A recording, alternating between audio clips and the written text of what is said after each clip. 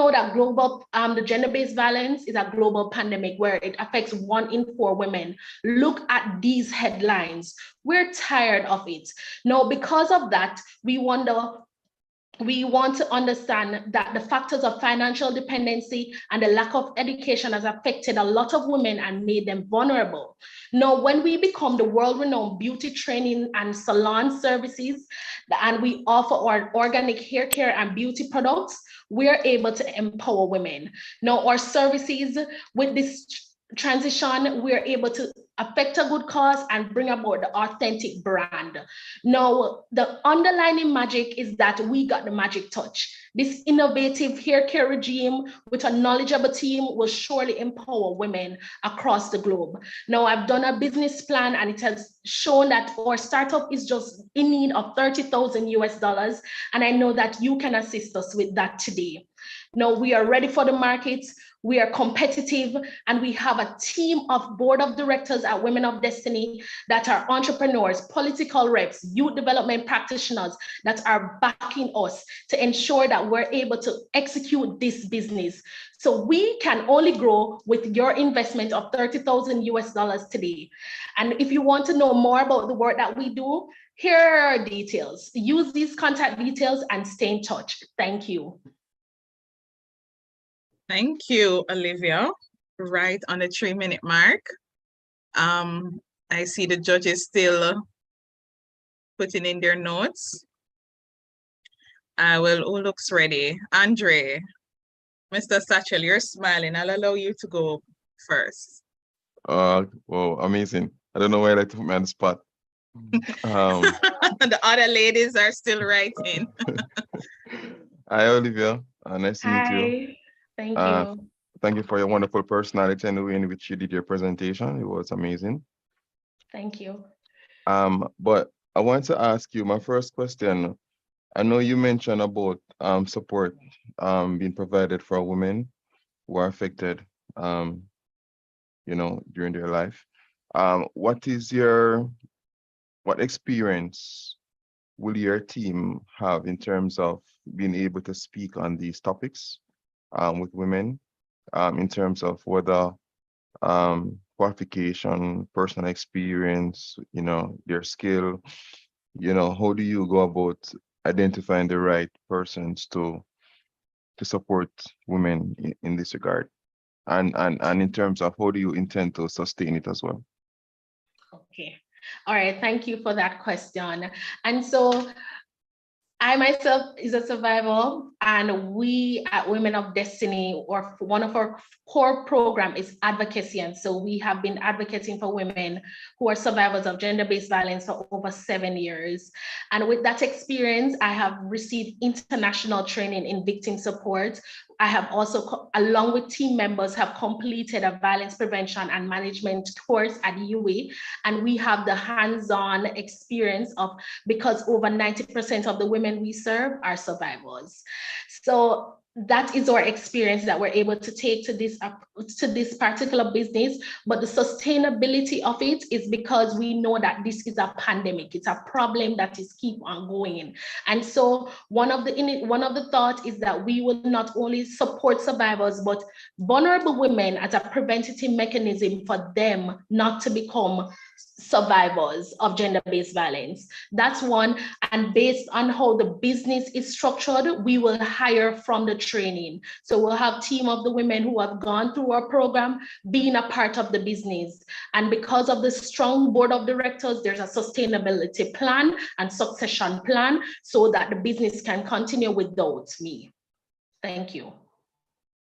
Okay, thank you for your comments as well. And then my other question is, as you relate to the business being sustained in terms of financial stability, is it that the business will be supported by sponsorship, acknowledgements, donation, or is it that persons who need the service, they would need to, let's say, pay a fee, maybe? Okay, so the sustainable action of the business is that we also offer the services that we train the women in. So sugaring and the natural hair care are services being offered in the salon. And I'll just quickly, I don't know if you're still able to see my screen, but on the investment slide, there is a picture there of a salon because we want to have that built out space, and that will be the everyday daily revenue that will be able to sustain the business. Okay, thank you so much. All the best. Thank you. Thank you. All right, I'll hand over to Miss Layla.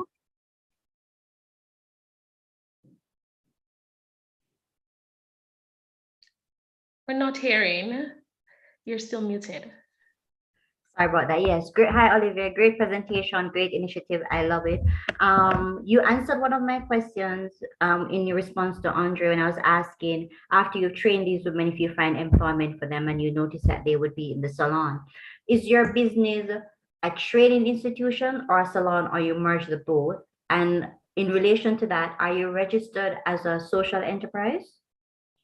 So beautiful question. So yes, we have merged both. So we will be doing the training and we also offer the salon services. And we are registered as a social enterprise, which is why the business is owned by Women of Destiny as a nonprofit, and the business name is registered as Her Services, as with offerings for training. Yes, so we have full registration to operate as a social enterprise. Okay.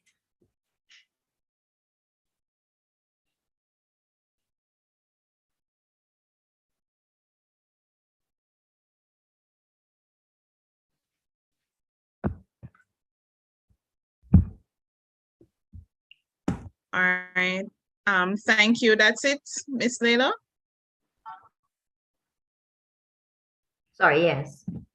Okay. All right, Miss Brian, you're next. All right. So I think two questions. One is, why not separate the social enterprise from the business aspect of it? Why not just run the salon by itself as a company, as an incorporated company? Because there are different rules that govern social enterprises from businesses. So I'm just thinking that that's going to affect your potential profit margins or profit generation initiatives. And then two, what are your main services that are really pushing the business right now? Have you identified those? And do you have any plans of expanding the services of the salon? All right, so very challenging questions, and thank you for that, very thought-provoking. And so to answer the first question, we have not decided to separate the entity, probably because it's me and my love for ensuring that we do a social cause. And so the training is a part of the business, but it's not the core business. And so the salon was the brain idea at first, but just ensuring that we're still in a way being able to give back and sticking to the mandate of Women of Destiny. We have done the training services. So we have gotten the funding, and we know that when it comes onto that side, based on the cost to facilitate the training and the target audience, we will definitely need funding. And so the profits, part of the profits from the salon would be going to aid the women who are not able to purchase the package to do the course themselves, along with always continuing to seek funding and long-term funding. So that is one. And then the second question, just remind me of that quickly, please. The main drivers of your profits in terms of services, and do you plan to expand those? Yes, so the main driver for our profit is actually the natural hair care service of curl definition. On my screen, I'll show you the young lady who is the face of the brand, this is what it looks like. Because of the growing trend of women going back natural, not just women, but men even growing their hair and wanting to cater to their hair, we are seeing an influx of clients that are requesting this particular service. And also we have collaborated with other beauticians. So they do the wigs, but the hair underneath the wigs need to be cared for, we're referred. And so that natural hair care service is currently our highest driving income stream. And yes, we do have vision for expansion across Jamaica and even the Caribbean. So who pays for the training services? So we have done one cohort of 18 women so far, and we were funded by Canada Fund Local Initiative, where we receive approximately $3 million to facilitate this training. The women are not only trained with the skill, but they are given entrepreneurship training and the violence prevention and management course from UE so that they can also be equipped to serve other survivors. All right, so I'm a little bit confused, right? If you're already getting funding for the training aspect of your work, why do you still merge the salon with it? Why can't it be separate? I mean, the social enterprise aspect of it is important, but I just think they're too connected. Like, so much effort is placed on the social enterprise aspect of it. I think it just appears to me that not enough is going into the salon. So is it that you want the funding for the salon, or you want the funding to continue with the funding is, this particular funding is for the salon.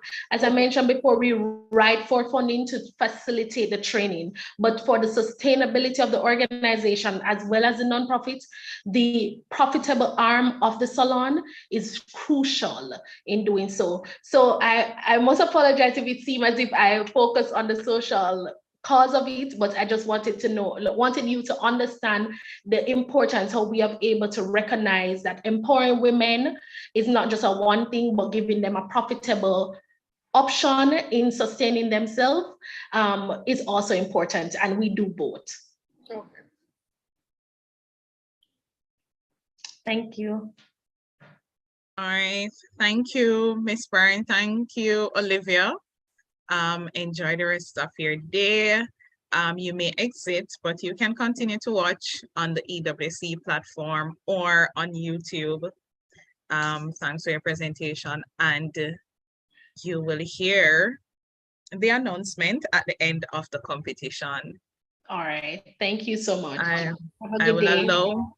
Same to you. I will allow Miss Byrne to finish adding her thoughts. I see you're still writing. Miss Byrne and the other judges, I'll give you some more time. Our next participant has been in the waiting room literally from after 9. He's finally next. Carl Duncan of Sways. He is our next participant. Before I go to Carl, we have some recorded pitches, and I will just put those together versus them. They would have pitched in their time slots. I'm just going to do that when that time comes. I'll just play the recordings one after the other and give you some time to add your notes, obviously, but I'll just play those together.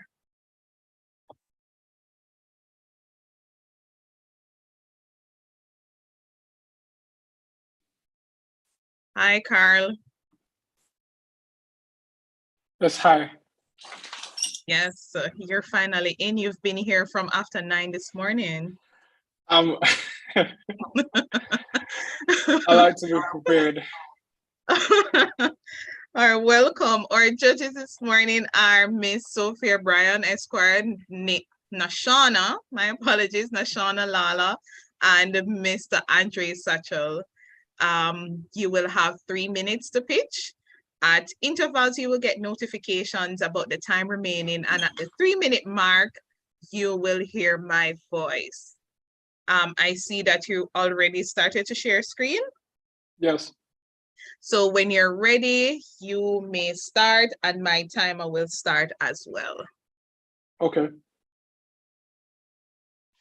Good morning, ladies and gentlemen. My name is Carl Duncan, and today I will be presenting to you Sways, Feel Safe in Any Space. There are 353,000 reported missing incidents every year. Every day we see on the local news different faces reported missing, and a majority of these faces are never seen again. This problem deeply concerns us as a country. We need something that will act as a tool to assist in the form of education, as one of the best ways to prevent crime and violence is awareness. At Sways, we feel that if we can save one life or prevent even one person from being a victim, it all would be worth it. Ladies and gentlemen, welcome to Sways, an application that allows you to see how safe you are anywhere in the world.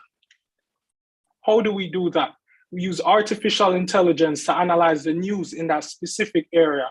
Locations are then ranked based on the level of danger, called the Sways Index, and that is our underlying magic.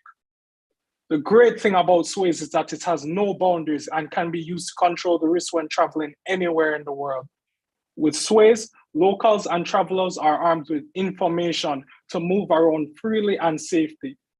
In 2019, tourism in Jamaica, South Africa, and India generated a combined $53.6 billion in revenue. These locations have been flagged by the US Department of State for crime and violence, adversely affecting their tourism revenue. These are our revenue streams, with our initial mainstream being in-app purchases, allowing unrestricted access for Sways for a monthly subscription cost. Our revenue projections for subscriptions come out in year one, generating $1,000 to $5,000 US. In year two, $100,000, and by year three, $1 million. We have accomplished so much so far with mainly our validated market done in conjunction to the National Business Model Competition, where Sways placed second, acquiring $1 million Jamaican dollars in funding. We have also amassed 300 active users in our beta launch. Again, my name is Carl Duncan. I am the lead engineer and CEO on Team Sways, but the most significant accomplishment to date is building this team you see right here, ensuring success for Sways. Ladies and gentlemen, thank you for listening. I would like to invite you right now to download Sways. You can scan the QR code or visit www.swaysapp.com and download it on the App Store or the Google Play Store. Thank you for your time. All right, thank you, Carl. I will allow Miss Brian to go first. Very innovative product. I think I've heard of it before. So I want to know in terms of the money side of it. Yes. That wasn't so clear to me. Like how does it make money, and what steps you take to improve the viability and profitability of it? Yes, I'm glad you asked that. So our initial main revenue stream is in-app purchases. That is where users pay a monthly subscription cost and get the ability to search as many locations they would want, so they can search as many locations for the Sways Index. The free users will have a daily limit on their searches. So once we get the user base, we plan to leverage advertisements. So we will have a user base that is interested in having fun, spending money, and making their vacation safe while having a fun experience.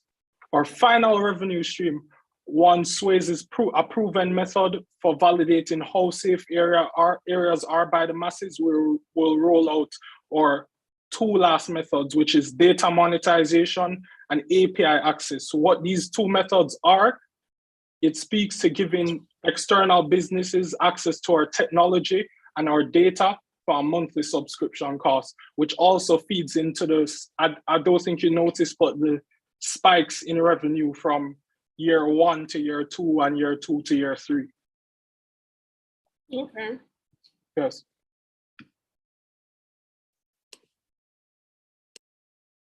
All right, Miss Leila. Hi, Carl. Thanks for that presentation. Really interesting product. Remind me again, what's the number of current active users that you have? 300. And is your target audience mainly tourists, or local? What is your main target audience? Because you mentioned tourists in your presentation. Yeah, so our primary customer segment is commuters, primarily tourists, secondary, all other commuters. So those are our main customer segments. Our secondary customer segment later on is advertisers, when we actually implement advertisements. Okay. My next question, in the app, outside of telling me that these areas aren't safe, does it give me, and I suppose I have to go to these areas, does it give me any tips? I mean, what is your advice rather than saying it's dangerous?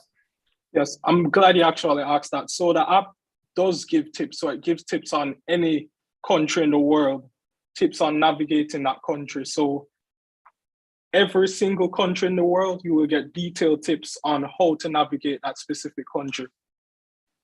Okay. All right. Thank you, Carl. Yes. And you can actually download it and check it out yourself. Yeah.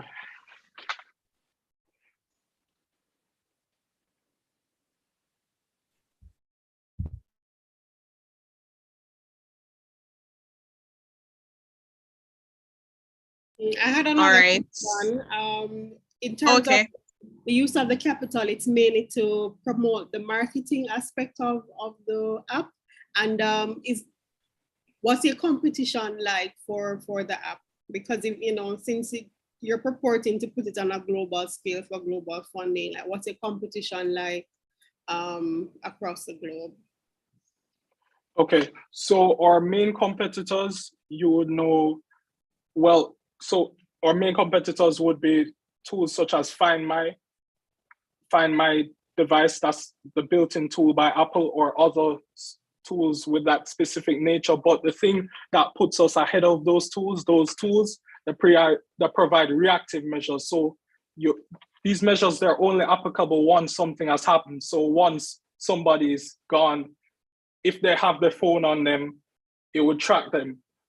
My app arms them with information. Sways arms the users with information so they can make the decision beforehand. I can make a decision to not go by myself to a specific location. I can make a decision to possibly wear less jewelry before I actually make that decision of going somewhere, and keeping safe that way by making preventative decisions. And that's what Sways is actually, a preventative tool. Thanks. All right. Thank you, Ms. Byrne. Mr. Satchel, you're next. Yes. Hi, Carl. Thanks so much for your presentation. Truly appreciate it. This is my field, so I really love anything with digital connectivity with our consumers. So my first question, as it relates to the app itself, after it's downloaded, is there an offline version available for persons to use? No offline version. Okay, so it's strictly dependent on internet, right? Yes, currently. Are there any plans for offline version? No plans right now. In our milestones for that, but it definitely can be something that we think of. It's actually the first time I'm hearing of that suggestion. So thank you for that suggestion. The reason why I'm saying that is just because there are some cases where persons are roaming, limited access. So if there are instances where somebody was connected the night before they travel, maybe it could download all of the situations or circumstances, whatever is happening in a particular area that they are going. It can update it so that, you know, once they're there, even if they don't have internet, they can actually know what was last posted there, as I said, as to warn them about it. So, and then my next question is, as it relates to what are the potential you have for growing the app in terms of what other features do you plan to introduce in the app outside of what you have stated? Okay, so we have a lot of features actually in the pipeline right now. So before 2023, we plan to introduce some features and around enhancing the tourism experience. So that's both inside and outside the realm of safety. So with that, we're really excited. We also plan to roll out a referral program in which we reward users. Since we have such an active user base right now, we will reward them for referring other users to download the app. And we spoke earlier about it, that or other revenue streams. We're really excited about that as well. They're further down the line, but we're still excited. So that's with the data monetization and the API access, so businesses can actually leverage our technology that we have and use it in their different use cases. Okay. And then you mentioned in the presentation that there is a monthly subscription for persons who need to access, for persons who need to do more than the allocated search that they have from the free subscription, right? Yes. It's a monthly subscription, right? So my credit card has to be connected to the app at all times, and then you automatically charge my card monthly, Yes. correct? Yes. Okay. Could you say what was the business vision behind a monthly charge versus annual charge? Well, it's actually something that we plan to implement later, where we have the option of doing an annual charge instead of the monthly charge. So it would be a more discounted charge, since it's paying all the money straight up. Okay. So, yes.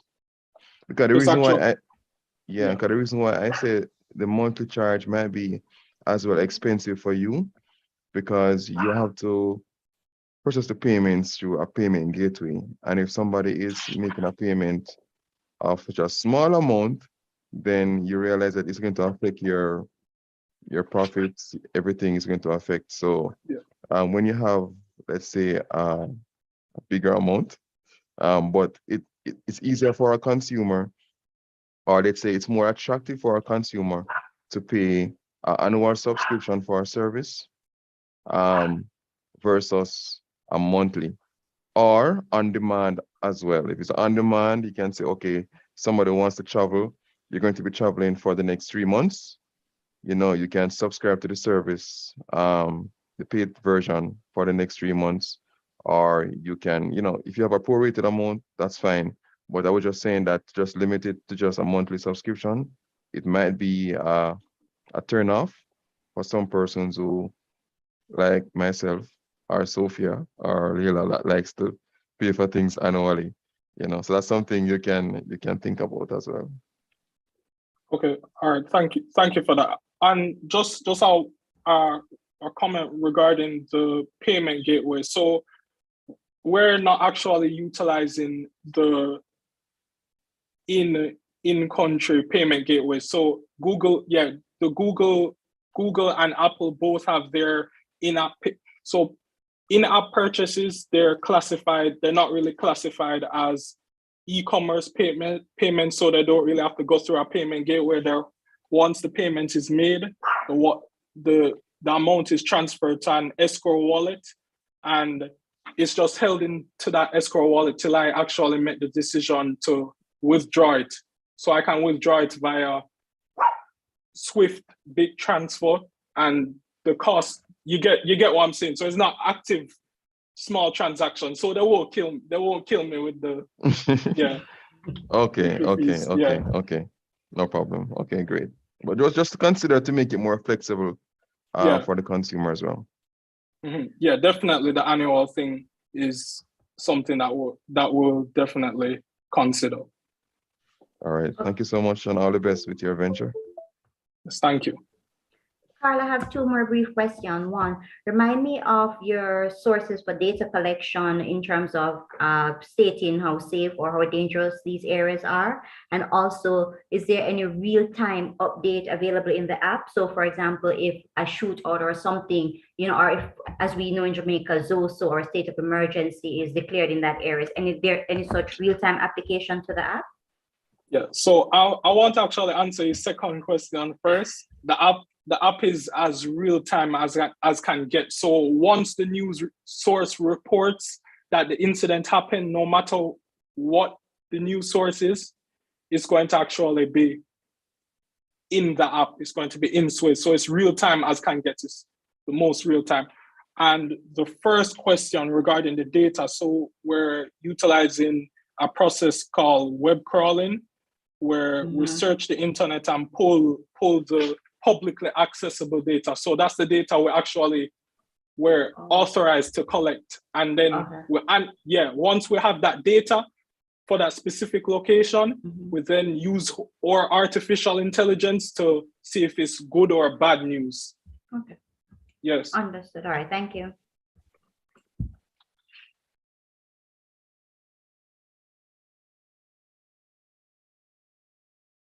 All right, thank you, Carl. Thank you, judges. So Carl, you can continue to watch online because I knew that you have been from morning.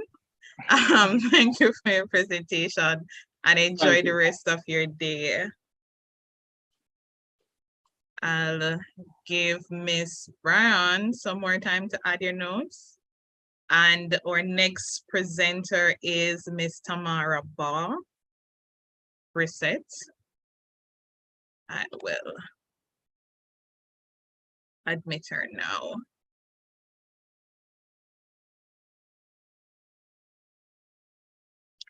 Tamara. All right, her audio. Hi, Tamara. Good afternoon. Welcome. Hi. Good day, everyone. Thank you. It's my time or? Yes, it's definitely your time. Okay. Our judges for this afternoon is Miss Nashana Layla, Mr. Andre Satchel, and Miss Sophia Brown Esquire. They are our judges. You will have 3 minutes to pitch. At intervals, you will see a notification on your screen to let you know how much time you have remaining. And at the 3-minute mark, you will hear my voice. Okay. All right. Yes. So you can I just set up in, right, let me set up in you have my privileges to share your screen. Yes. All right. So once you're ready, just let me know. Okay. And good day again, judges. Thank you for having me.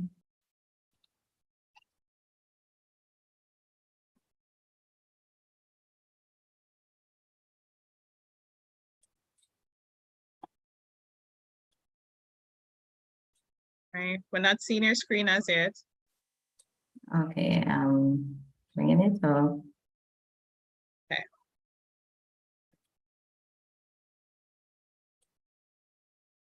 All right.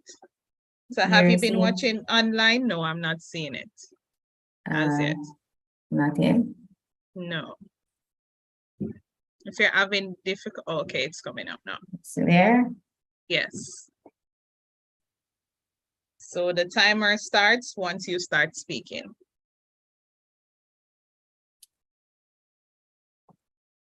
Good day, everyone. Welcome to Posh Kids Daycare Meets Beauty and Spa for Kids. Just gonna show you a quick video from some regular persons.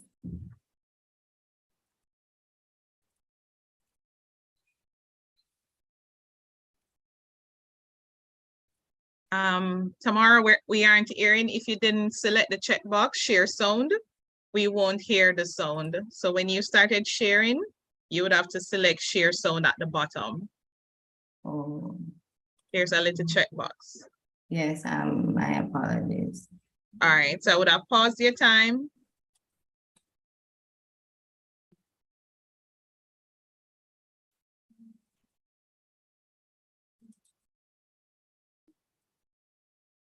I'm trying to expand my Zoom. Okay, go into controls. Yes, Tamara, you'd have to stop sharing and then start it over again. Okay, I clicked share sound, so everybody should be able to hear it. Okay. Sorry. I have one daughter. Since having children, it's like my life has changed tremendously. Having my son have less time. This will also build their confidence. It would be very rewarding for me. To definitely get that extra hour where I could do something for myself. Professional beauty and spa services in Portmore, Jamaica are non-existent. Adult salons do not cater to the unique needs of children, and the environment is not safe, relaxing for children. So Posh Kids is a full-service, one-stop salon for children in Portmore, Jamaica. We're a clean environment, professionally trained staff, state-of-the-art equipment, and we offer childcare services. 105 salons are licensed in Jamaica. 26 of those are in Portmore. Of those 105, 5 focus on children in Jamaica island-wide, 0 for Portmore. Based on the census in 2011, 182,000 persons live in Portmore, 59,000 are below the age of 18. We believe we can command 5% of the market share. Childcare services is part of the products, beauty care, hair care management, spa services in clean, relaxing, and safe environment, hair design and styling for children. $25 per month is the low spend for children that we project, up to a high of $45 per month. And this equates to $132,000 of revenue for the month. Events such as open day launch, monthly town cry, quarterly customer service, partnerships with local schools, community groups, accreditation bodies such as early childhood education is part of our adoption strategy. Our competitive advantage, professionally trained staff. We're first to market with this model and possibly in the Caribbean. We're first to market in Portmore for exclusive beauty and spa for children. We have a strong focus on sustainability development goals, purpose-built location that is technology driven. We're a 5-member team so far, and we are people who are parents and we are passionate about children. Financials, we are looking for 12 months of financing to acquire or rent space, preferably vacant, acquire equipment, and complete approximately 35,400 transactions for the year. This will translate to about 885,000 in revenues over the 12 months. And we're seeking 222,000 as an initial investment opportunity. Thank you and look forward to your questions. All right, thank you, Tamara. I will ask Mr. Sacha to go first. The ladies are still writing.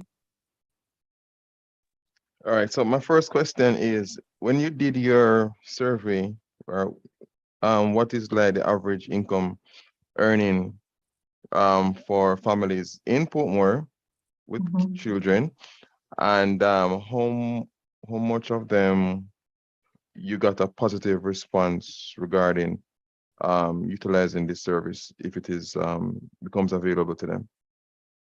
So based on the Statistical Institute of Jamaica's report, the household average in terms of income or disposable income ranges from $400,000 per month to a high of $700,000. And this is spread across various communities in Portmore.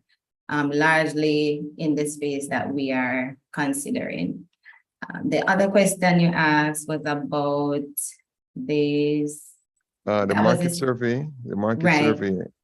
regarding Yeah, go ahead. Okay, so we didn't get to fully complete a deep dive into the market survey. We had initially contracted a company, to do that for us. They use AI, artificial intelligence, to do their mapping of locations based on certain things that we had asked. But we used data largely from Statistical Institute of Jamaica, a little bit amount from PIOJ because they do share their information. Okay. And then my other question is, what is the age group? The age range is, so we used starting again. So they have 3 different age bands from about 1 to 9, and then another age band of 10 to 14, and then another age band, 3 age bands from 15 to 19. And they have specific numbers for each age band. So that accumulates to the 59,000 children falling below the age of 18, which is the group that we're targeting. Okay. So of course the marketing would be towards parents and guardians, right? Definitely, those are our clients. Well, those are our customers, but they make what we have found. I can't remember the specific research document, but it says that children, especially in terms of travel, as well as other choices, children are the key influencers for parents and their decision. Well, I can say that for myself as well, as a mother of 3. Those 3 children that you saw on screen were my kids. And since having children, every decision that I make, it surrounds them. If I'm going on a vacation, I have to think about where they're going, about them, and it's the same. And it all came out of experiences that I had as a mother. My children in Jamaica, we call it, your head tough. You have very strong hair, hard to manage and maintain. And as a mom, didn't have a lot of time, and it was frustrating taking my children to these locations for their hair and beauty care and grooming. And as you saw from the other person, these were a person that I just spoke to them yesterday and asked them, okay, would you be able to share your views on something of this nature? And they just gave their honest feedback on their perspective and point of view as a parent. Okay. The reason why I ask, I know the traditional way in Jamaica is that most families who do that type of care for their children from within the home. Yes. Instead of. And it's because the option is not there. So I do that myself, and I can tell you, if I had options, but when you think about 3 girls or even a boy, one of the participants in the video, he said, as a father, when he's taking his son to the barbershop, when he goes there, he has to wait 2 hours. If he could just get some time, leave him, and get to do other errands. And when you think about a mom who has an average of 2 or 3 children, you're thinking about 2 hours each. That's about 6 hours in total that your weekends are wasted when you could have taken some time and get things done for yourself as well. So childcare is an important feature of our business model. Okay. Thank you so much. Thank you Thank too. you. I hope I answered your question. Miss Layla? Yes. Hi, Tamara. Thank you for your presentation. Question. This is a Portmore-based business, correct? So what does your growth plan look like? Okay, so we intend to expand into Kingston because the numbers in Kingston in terms of child care, children who live in the Kingston and St. Andrew area, KCC area, is a huge market as well.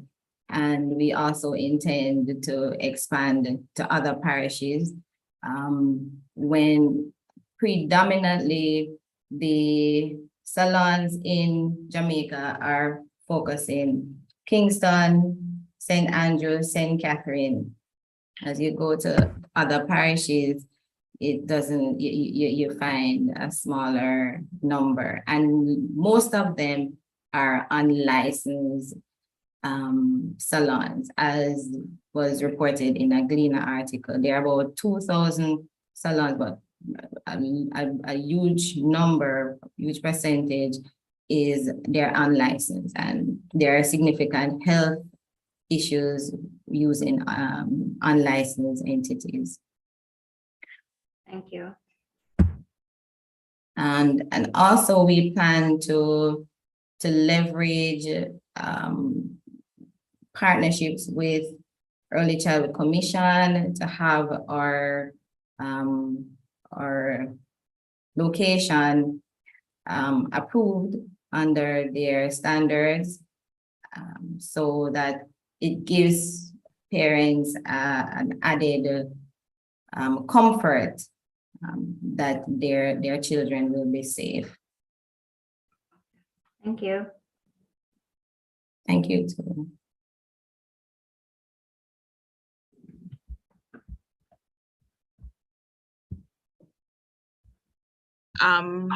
Miss Brian, you're next. Yes, so my question is, what's the average cost of the services you project, or the main income driver? And you said 222,000. You're talking about Jamaican dollars or US dollars? US. My apologies. Okay, right. My So what do apologies. you expect to be the main income driver in terms of services, and what's the average cost for a service? So the main income driver will be the ear component, hair care. One of the features of our hair care services will be hair management, teaching and educating parents on how to care for their children's hair and management. So that is the main income driver. We will be having added services. For example, if a parent wants to have a birthday party, those packages are pre-packaged services will be offered. We don't see a lot of children wanting spa services between the age band of 2 to about 12, 14. 14 above, that's the age band that we're considering would be looking for spa services. All right. Thank you, Tamara. Thank you, judges. Tamara, you may leave, but you can continue to watch us on the platform to hear the results of the competition. So thanks again for your presentation, and enjoy the rest of your day. You too, and thank you, everyone. All right.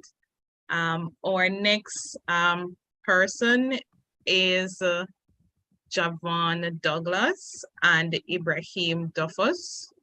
They're a duo. I'm not sure which one will be presenting this morning,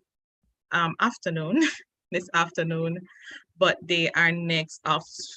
They are from Sea Away. Ibrahim?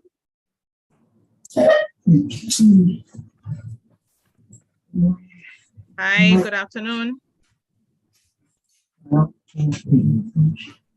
I'm not hearing you. Goodness, I couldn't hear you. Oh, that sounds like Javon. Yeah. Hi, Javon. Are you able to turn on your camera? Yeah.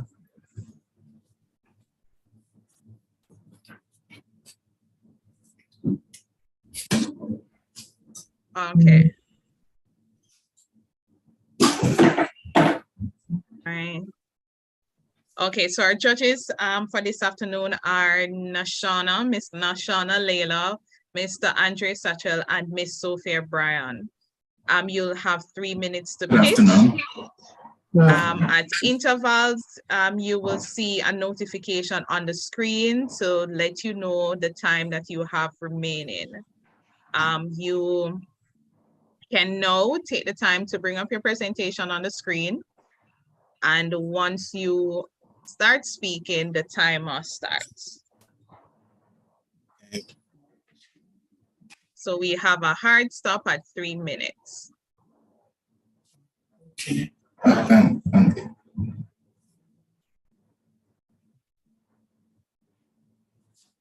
Is everyone able to see the screen? Yes, we're seeing your screen.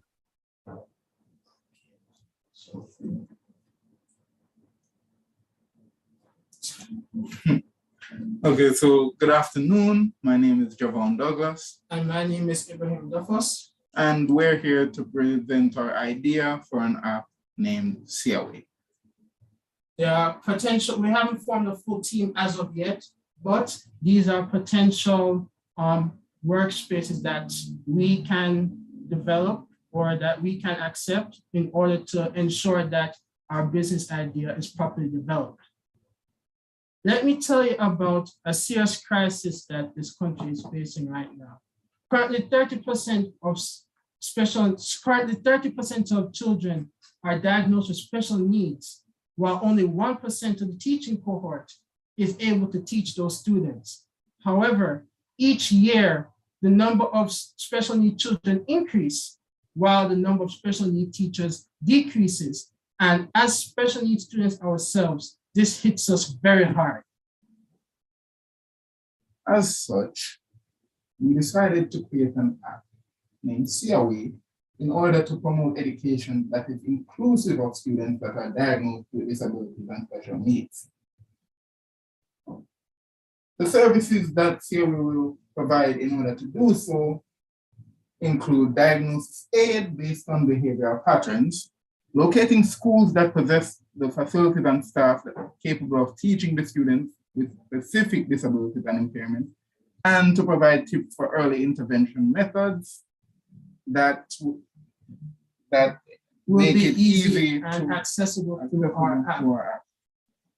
For example, for our app, on the homepage, our clients will be able to access a form which gives them a list of questions, and based on those answers that our clients give, our app would collate that information along with the data that we get from professional medical officers in order to predict the condition that their child most likely has.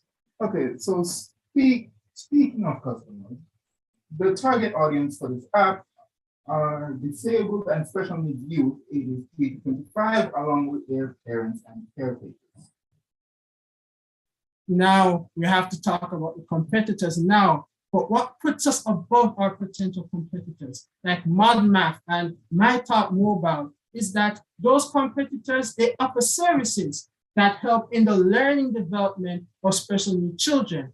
However, we take it a step further by locating schools across the island, and as we further develop in other regions of the world, like the US and the UK, and based on that location, we would select special needs schools that would be specifically catered to the special needs of their children based on the information that they provide our app.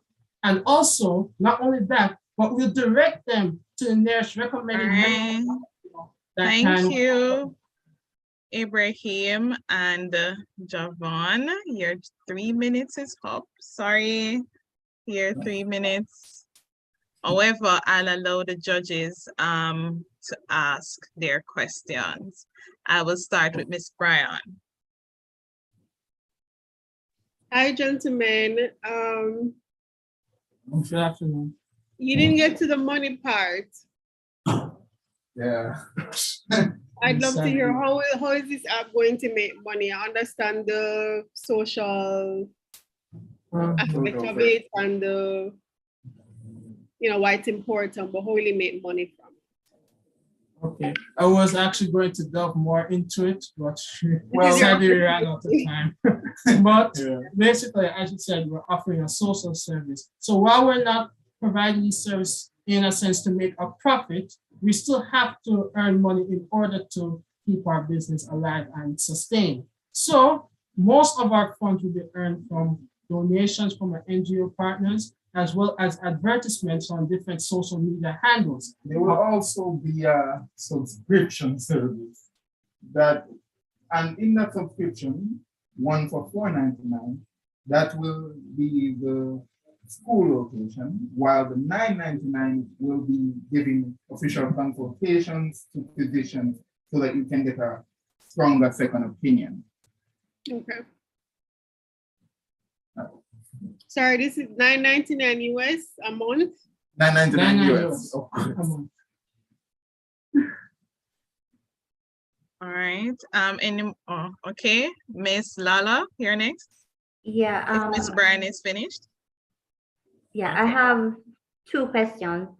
First, you note that the app will diagnose the disability based on behavior. One, I want to know exactly how that will be done.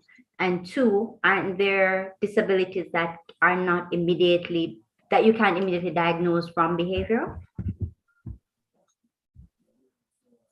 Right. Thank you for that question.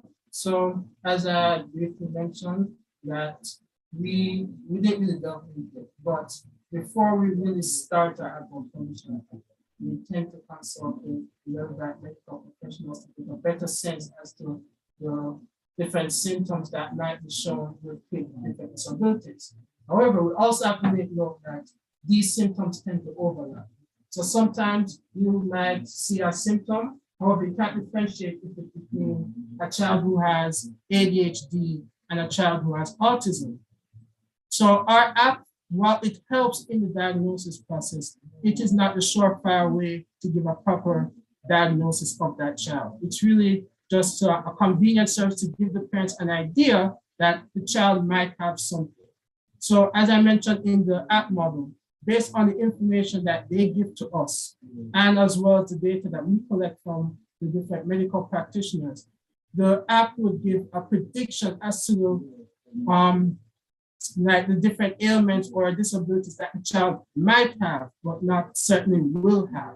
It's still recommended that they have to seek out medical practitioner in order to get the proper diagnosis, but we just want to help in that procedure and make it easier to give our parents a heads up to see whether or not they should visit the medical practitioner or not to visit the medical practitioner. Thank you.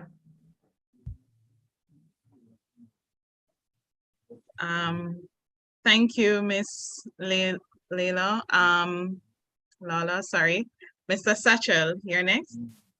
Hi, gentlemen. Thank you so much for your presentation. Truly appreciate it. My question, do you have any plans to partner with, since it's a non-profit development, are there any plans to partner with the Ministry of Health? And I know there are also some other private government ministries as well that supports special needs cases. Well, to answer your question, sir, that was actually one of our slides that we didn't get to. And in that slide, we had covered that some of the partners that we wish to, some of the people, the organizations, that we wish to partner with include the JCPD, the Jamaica Council for Persons with Disabilities, the Jamaica Association for the Deaf, and yes, also the Ministry of Health. So okay. Yes, that was in the works. Okay.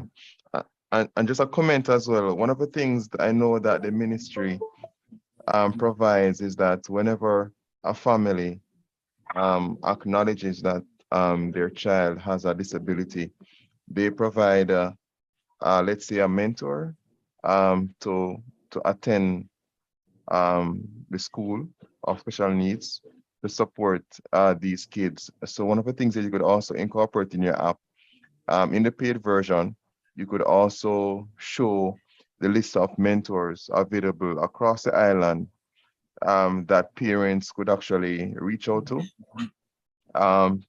support their kids in the particular special needs that they have. Because I've spoken to some parents, and one of the hardest things that they have is to identify the approved persons by the ministry that are able to work with their kids during the development or during the case that they have. So that's something you could maybe add on the app as well. But do love the idea.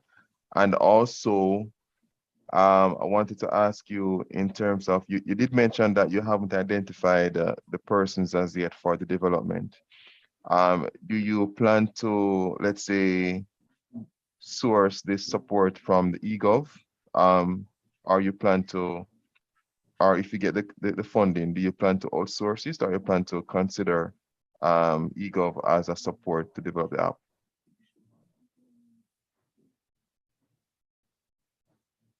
Well, firstly, yeah, we do not have in mind right now exactly who we want to have on our business project.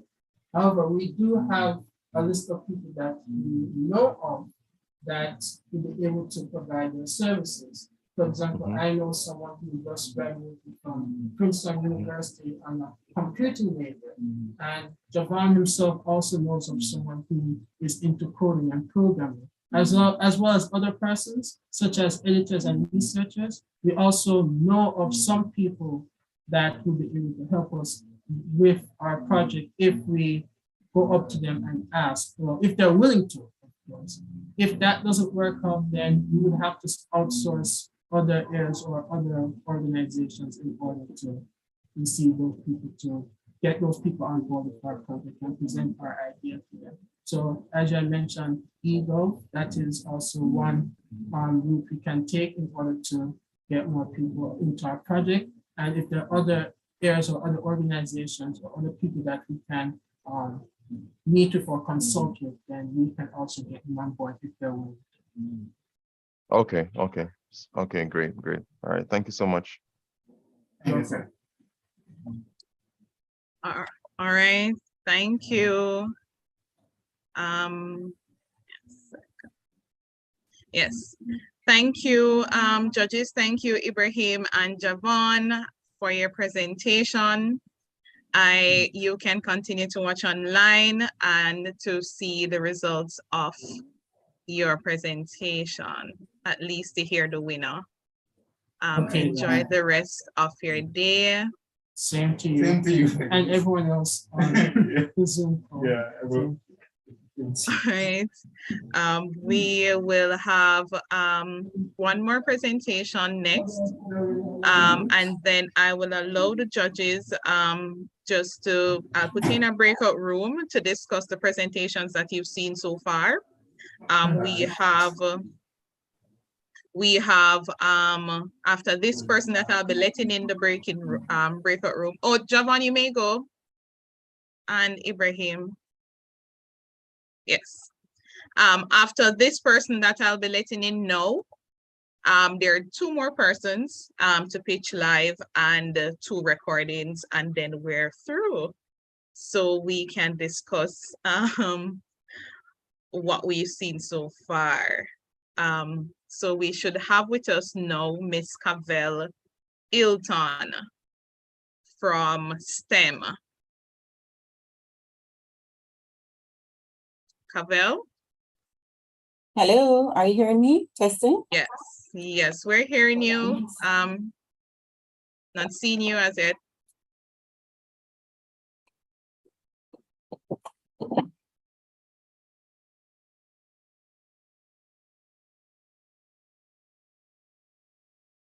Yes, we're seeing you, Cavell. You can go ahead and start sharing your screen as I introduce as I introduce the judges. So our judges this afternoon, pardon me, I've been here from morning. Miss Sophia D. Bryan Esquire, Miss Nashana Lala, and Mr. Andre Satchel. They are judges. You will have 3 minutes to pitch. At the 3-minute mark, you will hear my voice saying thank you. And before that, you will see a little notifications on your screen, just giving you an update on your time.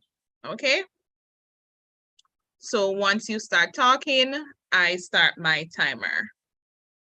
I'm not seeing your screen as yet, so let me know when you're ready.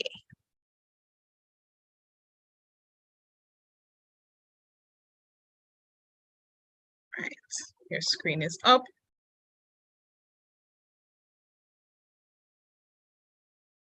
All right, you may begin.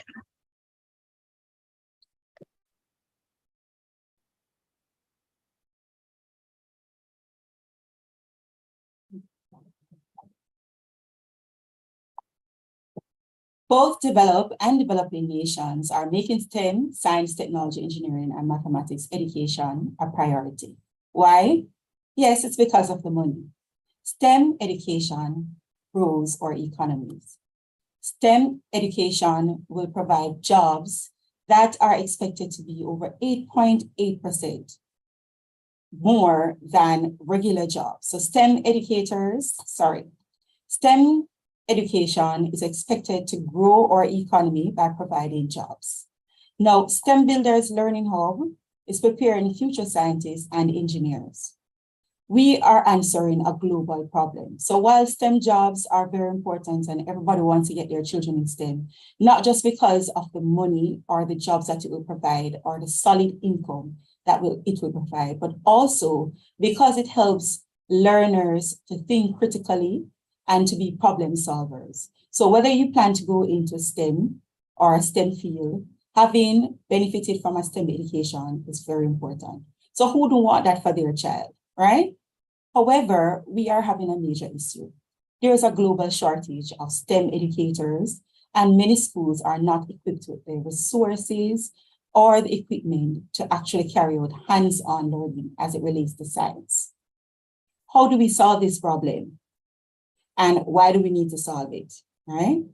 So we need to solve this problem because this is resulting in students having less interest in STEM and a lot of students actually missing out on the opportunity to pursue a career in STEM. For example, I went to a non-traditional high school and I really love the sciences. I started studying the 206 bones of the human body. I started the first 20 elements of the periodic table. But when I went to school in September, I had no chemistry, biology, or physics teacher. So I had to do only human and social biology. However, this inspired me to actually become a science teacher and to start STEM Builders Learning Hub. So STEM Builders Learning Hub is a website with the Caribbean's largest network of STEM educators and only locally manufactured STEM kits. We make it easier for parents or students to gain access to a quality STEM education. Some key features: we're a one-stop shop for STEM learning. We're convenient. We have on-site and online group lessons, one-to-one tutoring. We're affordable. Parents can choose a combo deal. So you have packages for PEP students, grade 7 to 9, and C6 students. And of course, we offer hands-on learning. So our STEM activity boxes makes online learning easy and fun. So we deliver the ideal STEM learning experience by combining online teaching with hands-on practical resources. From idea generation to a business model. So we started by looking at the lack of access to quality STEM teachers and resources. We developed our website and launched our website along with 10 prototype boxes. As a result, we generated over $2.5 million in revenue in 2021. Therefore, we cracked the business model. Right. Direct sales. Time's up? Yes, your time is up. Yes. Sorry. I thought we got a 1 minute mark or something. No. No? Okay. No. Hard stop at 3 minutes. But thank you for your presentation. I'll allow Miss Lala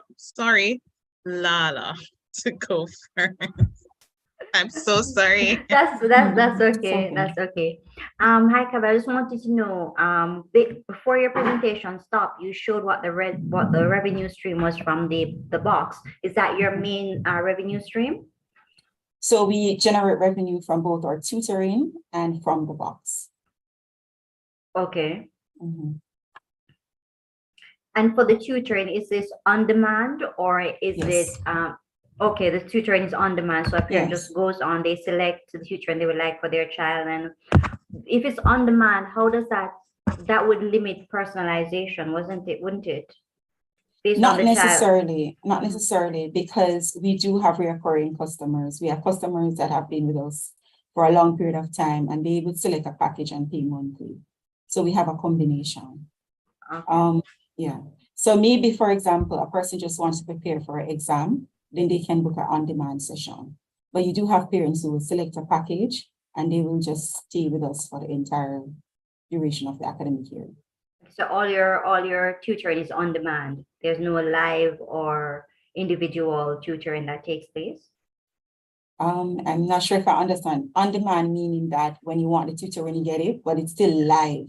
Okay, It's okay, still okay. live. Yeah, Okay, it's my not- idea it's of not on demand is that recorded. it's recorded Right, and it's it's there and you pay for it. No, when it's you not need it. recorded. Okay. No.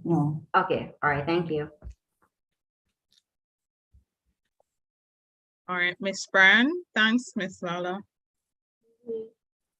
I just want to piggyback on that question about on demand. Have you thought about adding that to your business model though, pre-recorded classes? Yes, certainly. So our new website, which is rolling out pretty soon, will include 6 courses. So we'll start with 6 courses. So we'll have CSEC courses that persons can pay and take those courses whenever they are free. So yeah, we'll definitely be having that. And we have tested this business model. It has worked over the years. Persons have generated millions in revenue, and online tutoring has grown with the pandemic. Okay, so have you found a platform, the platform that you use, is it something that is highly commercial, or it's something that caters specifically to your type of market or your type of business rather? The platform that you use to deliver the training. We use Zoom, which is what most persons use, but it's a personalized Zoom that we purchase. Okay. Yes, understood. right. And it can be access to our website, www.stembuildersjm.com. Persons can also book the session via our website and order their STEM kits. All right, so you mentioned something about a box, and can you just clarify that a little bit more, and how do you currently market the business? Okay, so our STEM Builders activity boxes, we offer a combo deal. So when persons purchase tutoring, or if it's summer school, or if it's for little Einsteins, which are small kids, we tend to pair the tutoring and the theory that we're providing with hands-on learning. So persons get a science kit delivered right to their door. The science kit contains science equipment and materials that overcomes the challenge of not having that hands-on experience.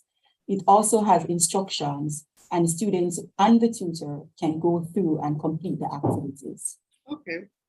And the marketing? The marketing, so far we have been using social media and print marketing, radio and TV interviews. We did something on Smile Jamaica, the fun stuff, where we actually show them how to use the box. So those are some ways that we've been marketing. Right now, we're focusing also on marketing directly to schools, because we do believe that prep schools could also integrate this into their curriculum and become a part of our Little Einsteins Club and use the box in their school. All right, thank you, Miss Bryan. Mr. Satchel? All right, hi, Cavell. Excellent business model. I do like it.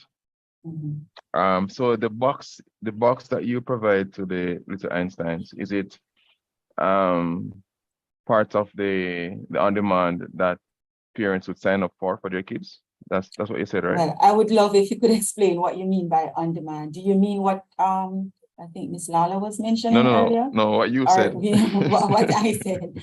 Okay. All right. So in terms of the on-demand, in the sense that when we say on-demand, what we mean is that you don't need to pre-register, you don't need to pay any registration fee. right? In fact, we even offer a free consultation. So you go on our website, you book the session, and you can get a tutor right away, right? Mhm. If it is that you're booking, for example, a chemistry subject and you require SVA assistance, or you are doing paper 3, you don't have access to a lab or anything, then you will also get a science kit to be able to carry out the activity. Okay, okay, perfect. All right, so so one of the things I wanted to ask you is as it relates to how do you periodically validate the quality of your tutors in these sessions to determine that they are providing, you know, the quality that you as the owner expects of them. You know, what is your assessment methodology for validating that? All right, so awesome question. So I didn't get to say that. I'm a trained science educator. I have over 12 years of experience in science education. And we also have a team, board of advisors and board of directors. What we do is that we handpick our tutors. So even though they're found on our website, it's not just persons that randomly come on. Even if you apply, there's a process before you are selected. In addition to that, we also have a review system. So I observe lessons periodically, and I also provide feedback to our tutors on how they can improve. Parents also have an opportunity to evaluate the tutor. They have a choice. If, for example, they also observe the session and they find that, or they ask questions to their child and they find that it's not working out, the first session is free, it's on us. So we give them that guarantee. If they don't like the tutor, it's fine. They don't have to pay for the session, right? If they like the tutor, they can continue. Right? And we evaluate periodically, and we also evaluate this. We ask the students to provide feedback and the parents to provide feedback. So it's a very stringent process, the same way how it would be in a typical school. Okay, okay, fantastic. And then my other question is, let's say, if I had a child, I don't have no kids, but let's say I have a child and I signed up my child for the program and I've completed the desired need, let's say chemistry course on a particular topic. How do you, what program do you have in place to, let's say, maintain the relationship with the parents after you know, the child has completed the program, just to see whether there might be other opportunities in the future to reconnect with the parent to see how they did it on their exams, you know, what other refresher training they need, what program do you have in place, or what do you have a program in place for such continuation? Yes, certainly, excellent question. In fact, 50% of our clients come from referrals. So our previous parents would have referred persons, or they actually are repeat customers as well. So what we do is we add our parents or clients to our database, and we continue to send them updates, send them about new programs that we have coming out. And we keep in touch. They also are very happy to send us the results and to also tell us, you know, we did a really good job and they want to do maybe a CAPE this year and they did CSEC last year. We also, whenever we have new promotions, we do calls. So we will call them and tell them that, you know, thank you for your support so far. Would you like to enroll your child in the next program that we have coming up? Okay, okay. So your structure, let's say you kind of maintain the journey with the child. Yes, in a we way, do. and the parent. And we are very much interested because we have had students that started with high school during COVID. So they were in grade 7 and they're actually going into grade 9 now. So we actually still have consultation with parents as well. So they will tell us what it is that they want. So we keep a very close-knit community with our parents and with the communication. It's very important. Okay, okay. Thank you so much. All the best with it. Welcome. Thank you. All right. Thank you, Cavell, for your presentation. You may leave, but you can still watch us on the EWC platform or on YouTube. All right. Enjoy the rest of your day. And so now, just for 10 minutes, I will allow the judges to discuss what the presentations that they've seen so far. I'll come to the breakout room just to have a quick discussion with you guys. But I'm opening the breakout room now. And I will join you just to have a quick discussion. All right. Mr. Satchel, you haven't joined us yet. Right.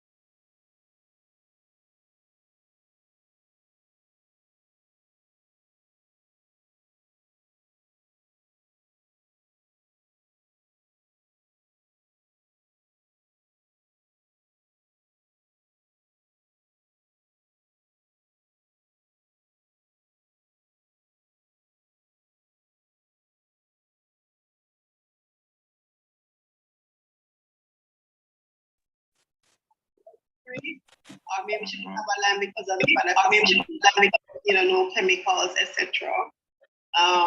But yeah, I like Oh, the Venice, concept can of you it. let me She has a introduce, lot please? far away. She has a far way to Or to go.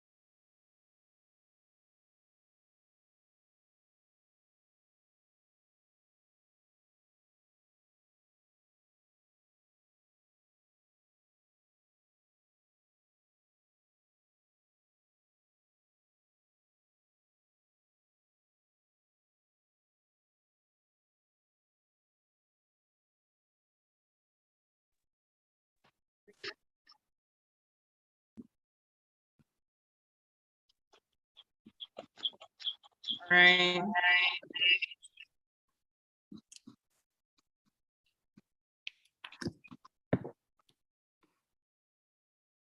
Okay. And we are back. Sorry, we had to break for a little bit. We let in the next person, who is Mr. Hudson. Mr. Hudson is our next presenter for this afternoon. And then Gabriel McLeod after him. Mr. Hudson? Hi. And we are back. Sorry, we had to break for a little bit. We let in the next person, who is Mr. Hudson. Can you guys hear me? Mr. Hudson is our next presenter. All right. Are you watching it? Are you watching it online? Upload after him. Because I'm hearing a feedback. Is that okay? Can you hear? Yes, if you're watching it online, pause it before, because we're going to hear it, the repeat in the background. All right. So our judges for this afternoon are Mr. Andre Satchel, Ms. Sophia Bryan, and Ms. Nashana Lala. Ms. Nashana Lala is off camera at the moment, but they are our three judges. You will have 3 minutes to present. At intervals, you will see on your screen little notifications to let you know your time remaining. Bank and credit card accounts to QuickBooks, so you can keep. Yes, you'll hear, and at the 3-minute mark, you will hear my voice to chime in to say thank you. So you have a hard stop at 3 minutes. I'm trying to share the, can you give me a minute? Just attempt to share my screen. Okay, your screen isn't coming up? Not just yet. Okay. If you're having difficulties, if you sent it to me, I can share for you. That would be great.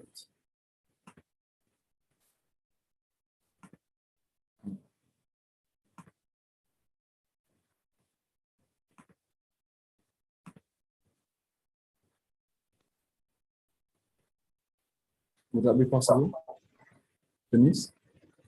All right, then. So what I'll do, in the meantime, to bring up your presentation, you can go on and sit, and I'll admit Gabriel for her to come and do her presentation while I pull up your presentation. Okay, that's fine. Thank you. So I'll switch to Gabriel. All right. Okay. All right. Thank you. All right. Gabriel? Yes, can you hear me? Yes, good afternoon. Welcome. Good afternoon. Thank you. Can you also see me? No, not seeing you. Okay. Yes, seeing you now. Great. So our judges for this afternoon are Ms. Sophia Bryan, Mr. Andre Satchel, and Ms. Nashana Lala. You'll have 3 minutes to pitch. At intervals, you see on your screen notifications to let you know the time that you have remaining. At the 3-minute mark, you'll hear my voice saying thank you. And at that point, you are to stop. If you hear the thunder in my background, hopefully I don't have a power outage. But you may begin. You can begin bringing up your screen. And once you start speaking, the timer starts. Campbell's go into 10. All right, so what is the lowest common multiple? Is it a 5 or is it a 10? All right, not seeing your screen. You're guessing. Oh, you're not seeing my screen? No. I could hear a sound, but I wasn't seeing anything. Okay, let me try again. I'm not sure. Share screen. Screen. Share. Yes. I'm seeing your screen now. So present.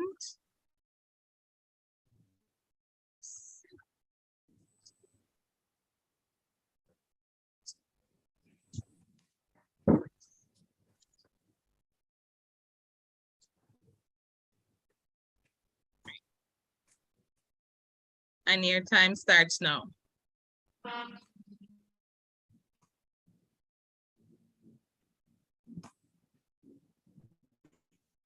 Campbell's go into 10.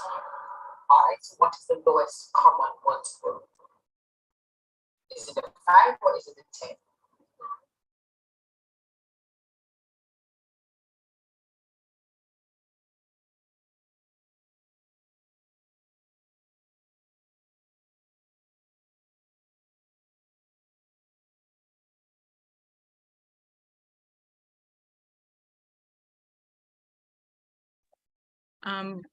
Gabriel, your screen is frozen and we aren't hearing.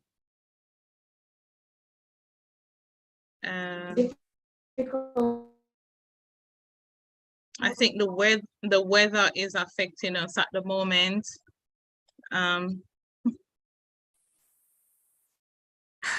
just got cut off. Yes.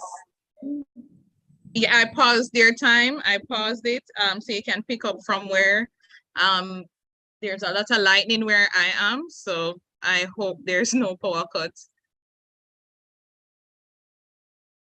Okay, so I can continue now? Yes, you may. All right. Allow me to introduce to you Calci Kids that addresses this problem CalcuKids is a collaborative mathematics gaming app that is designed to build interest in early childhood learners. Students can compete with each other. Teachers can assign a gaming homework that tracks progress and provides diagnostics. The app can even serve as an alternate means of testing for students with exam anxiety, and it is structured according to the Jamaican curriculum. Now imagine changing the narrative from prison, jail, and homework, because trust me, kids can get that extra. So yay, I'm excited about mathematics and I would love to take charge of my own learning. Now, currently, according to the Statistical Institute of Jamaica, there are over 636 primary and infant schools, making the market size or the possible size for CalcuKids over 160,000 subscriptions. Our primary beneficiaries are parents of children 4 to 8 years old and primary and early childhood institutions. CalcuKids plans to form sustainable partnerships with the Ministry of Education so that we can integrate the application into the school curriculum, thereby securing repeated purchases and contributing to recurring revenues in our subscription business model. Within the first year, CalcuKids plans to target 5 different schools in the Kingston and St. Andrew area by allowing them to subscribe with a $50,000 membership for 100 students, bringing in a revenue of over $2.5 million within the first year of operation. By year 3, we should be seeing up to $5.2 million or $10.2 million as of year 3. And this is expected to continue to grow over a 5-year period and beyond.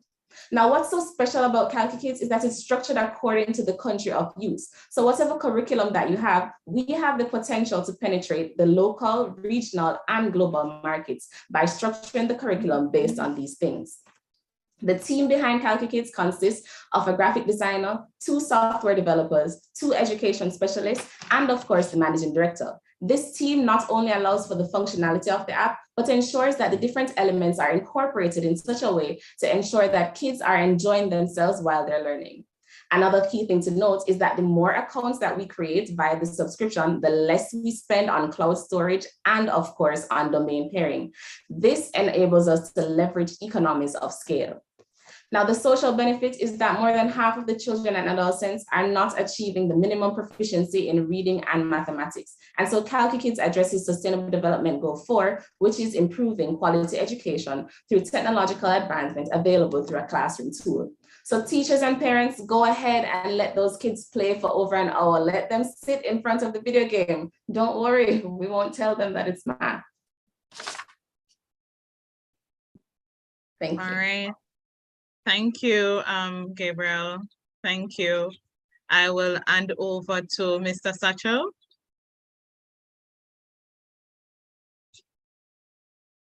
Hi, Gabriel.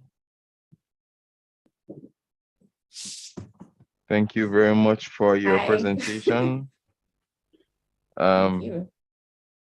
I actually work with a company that provides something similar. So the concept is very good. And it has been reaping benefits in many countries. So my question is, as it relates to the solution, is it that you will allow schools to have a sign-in for them to enroll teachers, and also parents will sign up their kids for them to follow a curriculum? How will you map, or is it that will you map a parent to a teacher and then a teacher is mapped to a school to ensure that, yeah, go ahead. Okay, so yes, that's correct. I hope you were finished asking your question, but I'll answer what I heard. So the app provides a gaming platform that teachers can sign into to provide homework and gaming diagnostics. So you can actually do a test on the platform and it would provide diagnostics. So teachers and parents would be allowed to log in order to monitor and track the progress of the students. And it will be based on a subscription type model, as was said before. So the schools would sign up. Let's say you have 100 students that are about to sit PET. So you sign up 100 of them under $50,000. That $50,000 covers the entire month for them to access the platform, for them to collaborate with each other. So you can be at home and play a game against your friend that is in Manchester or your friend that is in Trinidad, because we structure the curriculum based on each country and then provide gaming platforms that can allow that type of collaboration. So yes, to answer your question, that's yes. Okay, fantastic. And do you have like do you plan to have like a system where the students can accumulate, let's say, points where, yeah, go ahead. I'm just a bit excited. So we have the concept of giving them a leaderboard. So basically you can, it's just like a regular video game. So you can see that, okay, Andre has 550 points and I'm at 527. So I need to play level 2 and level 3 to get to his score. Or I can collaborate with another friend and we can play against each other in teams, just like in Call of Duty. I don't know if you know that video game, you know? So it gives them the sense of they're having fun without them even realizing that I'm learning as I'm going along. Okay, Oh, fantastic. not hearing you. Okay. Yeah, fantastic. So, and then what measures do you plan to put in place to ensure that the data on the platform is secure? That includes the parents or guardians' data, the child's data, the school, the teacher, in terms of their personal information. What measures do you plan to put in place to ensure that the platform is not compromised in any way, and that parents can have that confidence knowing that any data regarding their children is kept confidential on the solution? So we've been leveraging cloud security from an AWS or Microsoft Azure, and we've been making sure to follow the Data Protection Act. So we'd ensure that anything that we have is there, like password encryption, it will be 2-step verification to assign into the platform. So all your information would be secured, and that would be, you know, our software developers that would be looking at that aspect of the technology. Okay, okay. Oh, and my final question is as it relates to data retention. How long do you plan to store the data on the platform for the users? Okay, so it is for the period of use. So it's for the entirety of the school year. So even though the subscription is monthly, we would expect it to be recurring, because remember we said we're trying to integrate it into the curriculum. So every month they should be paying a subscription, which would update their data for the rest of the school year until it is at the end of that tenure or whatever term.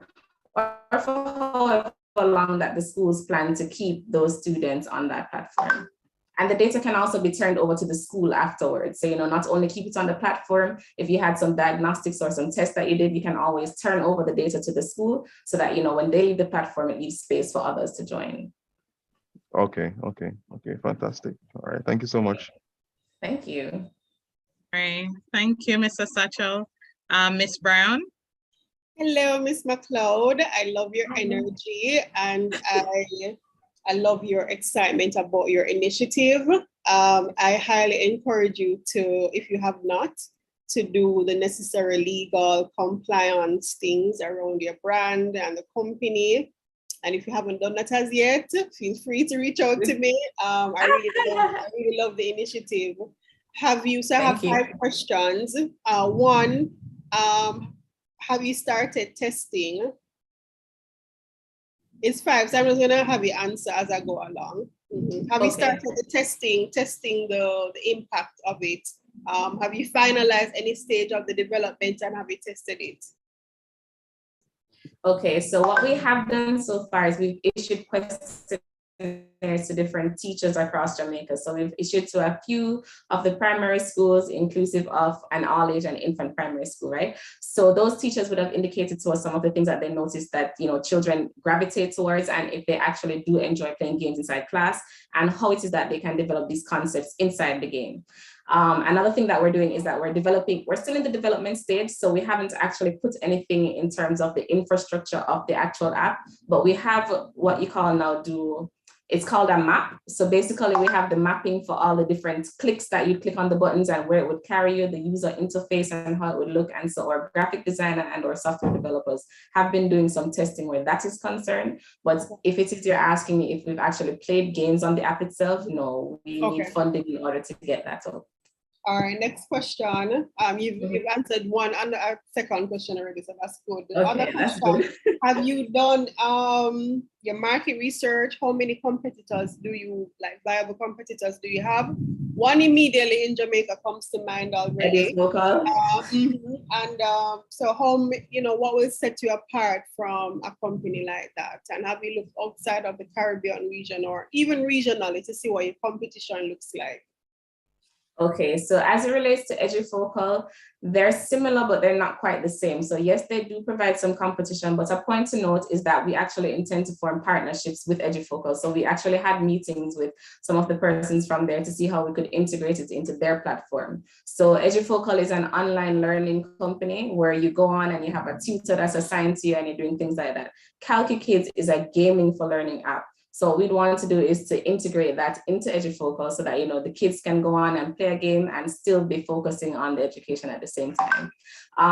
The different competitors would include like ABC Mouse, because people out here actually do use ABC Mouse, but the difference between CalcuKids and ABC Mouse is it offers offline capabilities. So even if you're offline, like if you live in Manchester and you don't have any Wi-Fi, you can go ahead, play the games, and it will update itself as soon as you're reconnected and inside the classroom. That, and it also focuses specifically on numeracy rates and not only, and not, you know, the combination of both literacy and numeracy. All right, so my other question, my final question is repricing. What guided or influenced your pricing? Because I think based on what the viability of a business like this is concerned, I think it's you're under pricing. Projections, yeah, your projections don't make sense to me. So what guided those projections? Okay, so we had looked up a few costing for cloud-based infrastructure in terms of storage, and most of the people on our team currently, we wouldn't have to be paying them. So everybody's working on it together currently, not expecting, you know, any type of monetary funding to come from that. So it's not until after the app gets up and off the ground that we'll be looking to increase our prices. So right now, that $50,000 that we're estimating should be able to cover all the different in-house costs, which is to cover cloud-based infrastructure and to cover the development of the app, right? But we're looking to increase the prices afterwards, but it would definitely not be within the first year, because, you know, we're trying to get the buy-in from the government first, because at $50,000 per month, we have schools that are already complaining that, you know, their light bills are high and they're crazy different prices. So we wanted to make sure that it was reasonable within the first year so they could get a feel of it. Okay, well, it's good that you've given that some I'm sorry? thought, but I'm saying it's good that you've given that some thought, but some people won't be able to afford your service. So it doesn't mean that you're going to undervalue it, because, you know, you're a representative No, the of the 50,000 market. You know. I didn't hear that. Can you do that again? I said you're a representative of a global market. So not everybody's going to be in a position to afford what you're bringing to the market. It doesn't mean that you should undersell it. That's what I'm saying. Just give that some thought. You don't have to. Oh, okay. I follow what you're saying. Okay, but yeah, great. Thank you.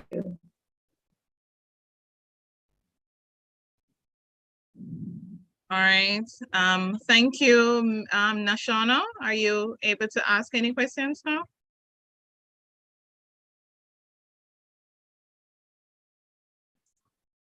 All right. So thank you. Thank you, Gabriel. Sorry. Thank you for your presentation. You can continue to watch it on the website or on YouTube. You can continue to watch on the website or on YouTube, and you will know the results by the end of today. All right. Enjoy the rest of your afternoon. All right. Thank you, and same to you. Bye. All right. Okay, so I am one team member down due to the weather. I hope that same fate doesn't befalls me. So I'm here. Oh no! Oh so no! I meant one recording? person. Yes, it's recording. A person of my team, their electricity went, so I'm hoping that doesn't happen to me. And the weather doesn't affect us. So I see Michael has his presentation up already. Awesome, Michael. I had it up as well, waiting for you, but no problem. So our next presenter is Michael Hudson of, you will have to pronounce the name. I think it's Hoon? Hune. Okay. Michael Hudson of Hune. Our judges this afternoon are Miss Sophia Brown, Mr. Andre Satchel, and Miss Nashana Lala. You will have 3 minutes to present, as I said before, and I will interject at the 3-minute mark. All right. Good afternoon, everybody. Right. All right, so the business name is Huneware. I'm the founder, Michael Hudson, and I'll just get into the background of what Hune is. So plastic and stone. Stones are a very essential part of the cycle of life, and plastics are a very essential part of the cycle of consumerism. At the end of the consumer cycle, plastics are usually discarded and they enter into our streets or landfills or water lanes or food and even our blood. It's not a good idea. This is not good at all. Plastics are one of the most accessible and quantifiably one of the most present synthetic materials in the world.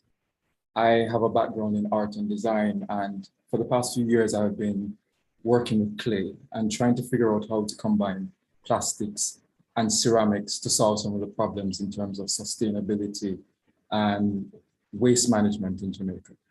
So the concept is using plastics and other consumer wastes from the environment that have already been discarded there and creating a cost-effective composite building material from that. And this will create a complementary and an alternative market in traditional construction practices in Jamaica. So I just want you to imagine for a little bit that you're building your own home and the building materials that you're using are made from plastic waste and earth. They're strong, they're durable, they cost less than what is available now, and you can get them at any local hardware store. So this means that there's less plastic and waste on our streets, in our gullies, in the rivers, in our food, and less microplastics to cross the barrier to go into our bodies.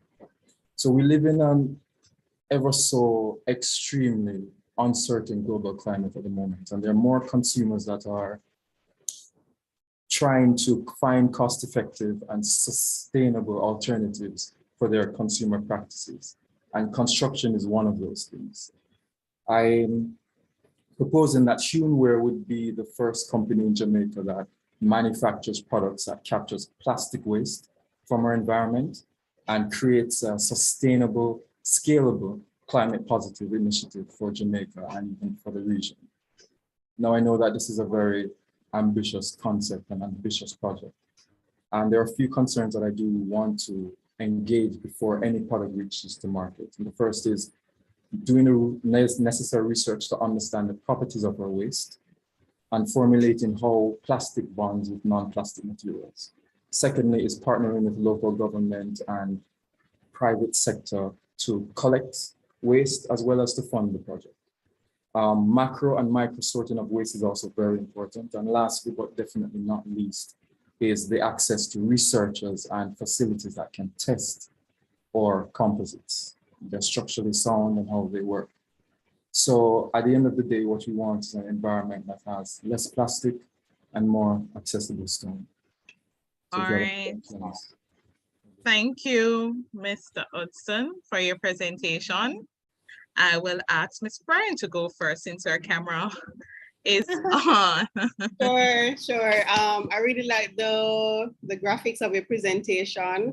I feel like at one point I contemplated being an interior designer.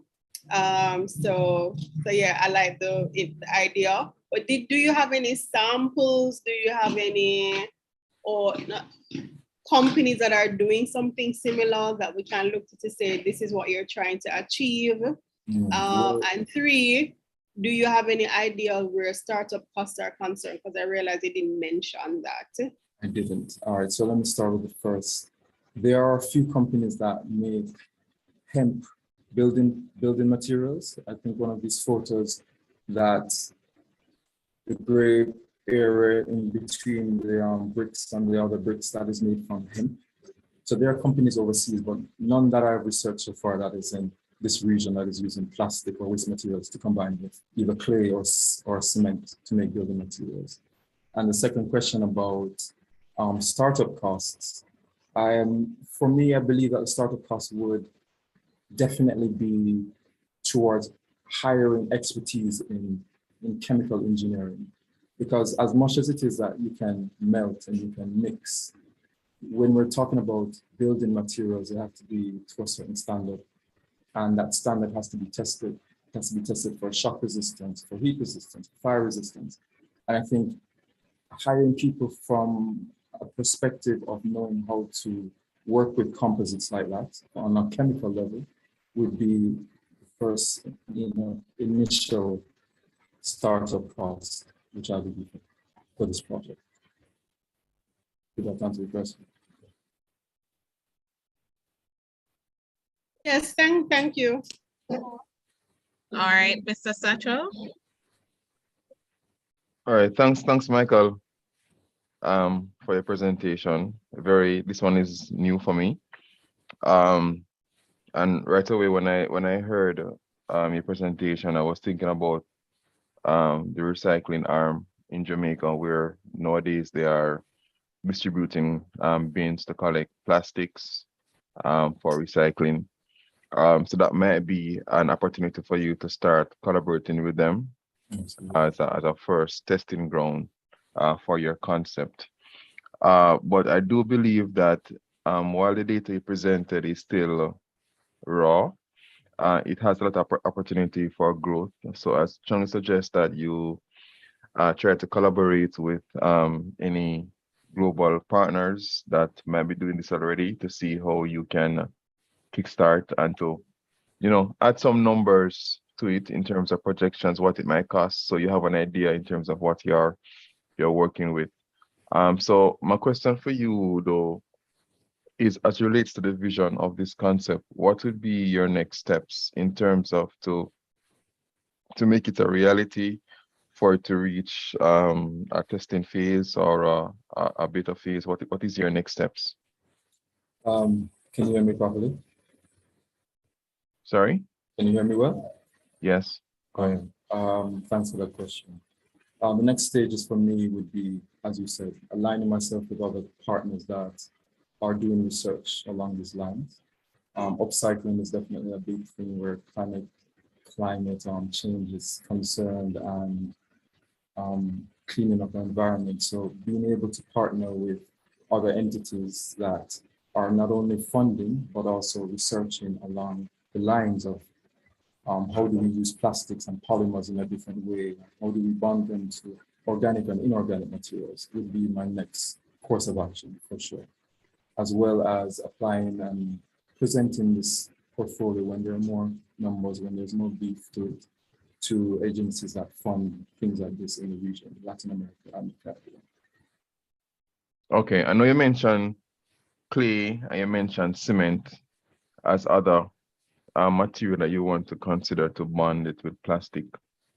And it's important for you not just to suggest these, but to really, start to do your testing to see whether how it affects the environment, what's the reaction of it, or what equipment you may need to create this bonding. So very good concept, but it would have been good if you added a little bit more research in terms of what's happening globally and how it can be implemented. But I believe that you can do well with this project in the future. Thanks.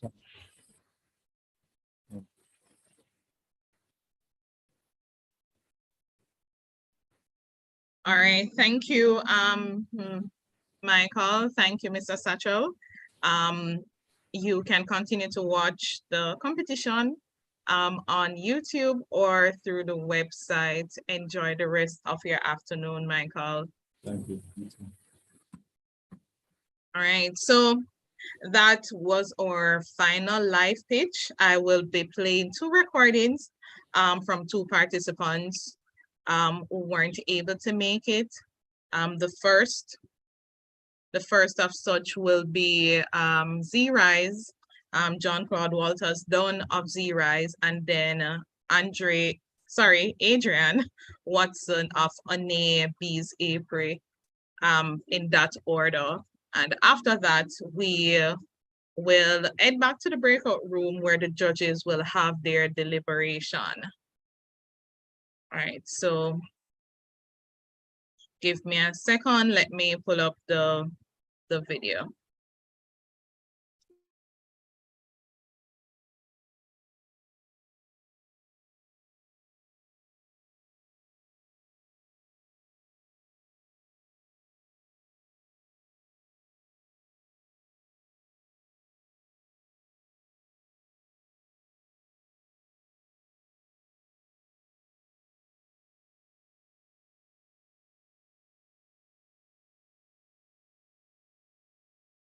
Greetings, I am Jean-Claude Walters and the founder of Z-Rise.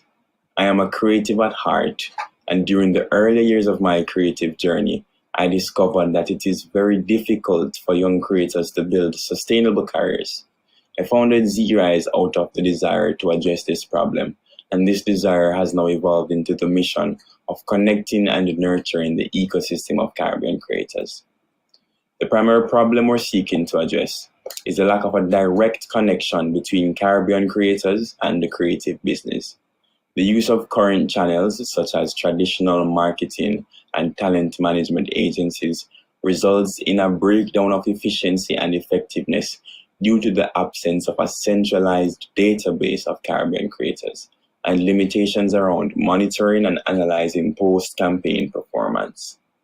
We aim to address these issues through Z-Link. Z-Link is a creator marketplace and 360-degree influencer marketing tool for the Caribbean region. Z-Link connects businesses with the ideal young, authentic Caribbean creators for digital media campaigns and results in more organic growth, more conversions, and higher return on investments from influencer marketing. Notably, research reports show that as of 2021, the digital advertising spend for the Caribbean region surpassed $427 million US. In light of that, global advertising trends have seen a 91% increase in the influencer marketing industry in just years. Furthermore, I look at the year-on-year increase of social media web traffic in Caribbean countries such as Jamaica is a clear indication that content creators and influencers are quickly becoming one of the best means for brands to get through all the noise in the digital space and connect to their consumers. Z-Link caters to businesses and creators. Businesses will use the software as a service through monthly subscriptions of one of two tiers, while creators will pay annual membership fees to be indexed among our database. The influencer marketplace model is not new, and there are several established players in the international space, with a few upcoming players in the Caribbean region. Nonetheless, we believe we can find a sweet spot by combining the key components of some of these platforms while catering specifically to the Caribbean region. The use of data at the heart of our platform, combined with our subscription-based business model, our non-exclusive terms of use, and our prioritization of building brand loyalty amongst creators will afford us the capacity to grow despite the threat of competitors. Our current core team consists of 4 members with the capacity to launch and manage our functional MVP. We have a team of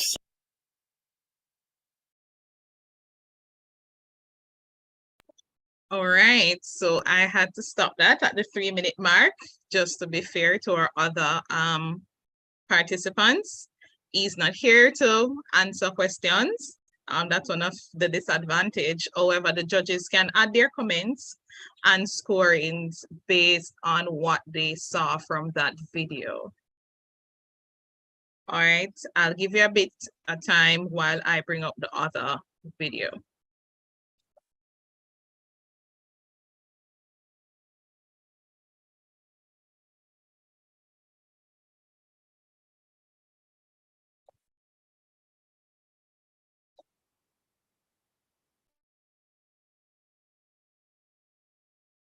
Right, judges, let me know when you're ready. Almost. Okay, all right.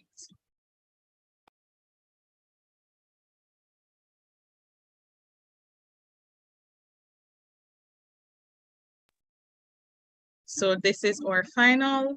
After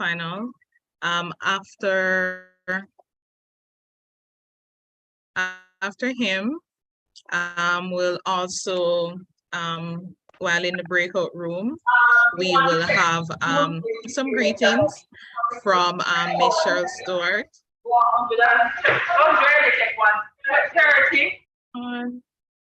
Yes, we'll have some greetings from Miss Cheryl Stewart of Gen Jamaica during the breakout room session. And Miss Crystal Legrand of Legrand Voyages and also Gen Caribbean. We'll have some information from her, next steps, and about the regional competition that is coming up. She'll provide further details on that for our participants.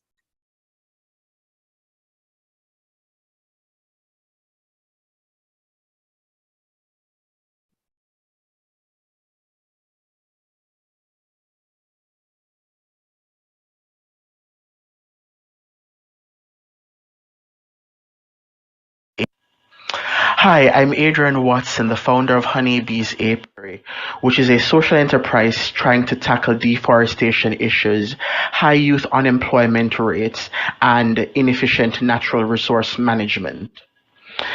Our strategy is to train beekeepers through the Village Academy School of Agriculture, who are young people who may have come in conflict with the law or wards of the state in transition from state care through their particular program. And then hopefully we might be able to equip them with this prototype, the Colorado Bamboo Top Bar Hive, which will be able to bolster our production of honey and beeswax. Now, bamboo beehives, if we're able to produce that particular product, we can tackle a beachhead market in Jamaica of about $22.8 million US and about $178 million in the US market. And that means that if we're producing about 40 hives per week, we can produce a revenue of about 480,000 Jamaican dollars weekly. The process is by laying down a 4x8 bamboo ply on a CNC router, which we can produce this flat packed assembled Colorado top bar hive, as you can see here. The reason why we're using bamboo, we can sequester about 96 pounds of carbon each day without killing the culm. Whereas if we're using timber, the trees dies and it only sequesters about 48 pounds of carbon each day.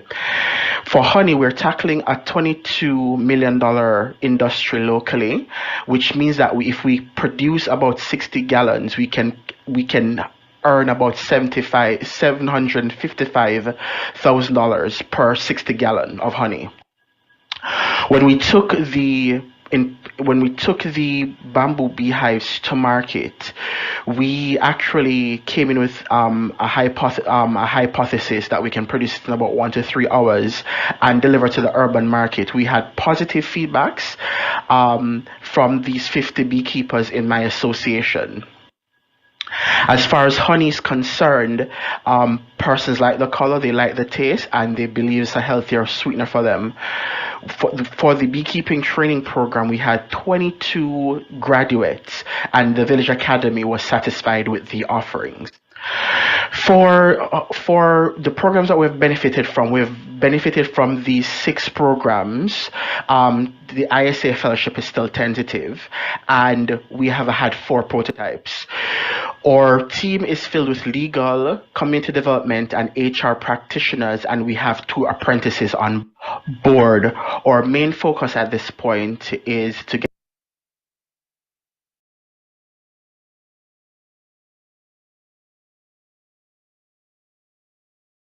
Okay, and that is our final presentation from Mr. Adrian Watson of Honeybees Apiary. So, judges, as I said, I'll place you back in the breakout room for you to discuss. Continue to add your notes for Adrian and put your thoughts together. I'll re-add you, and while that is being done, I'll ask Miss Stewart. To say a few words if she would like to greet us on behalf of Gen Jamaica.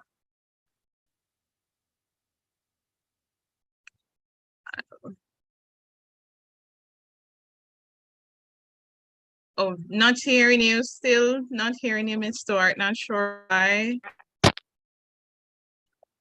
Yes.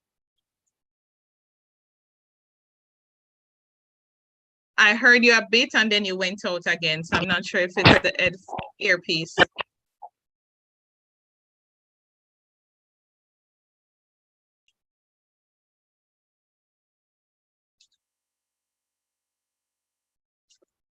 Can you hear me now? Yes, yes, can hear you. Okay, so good afternoon, everyone. It's another year, another competition.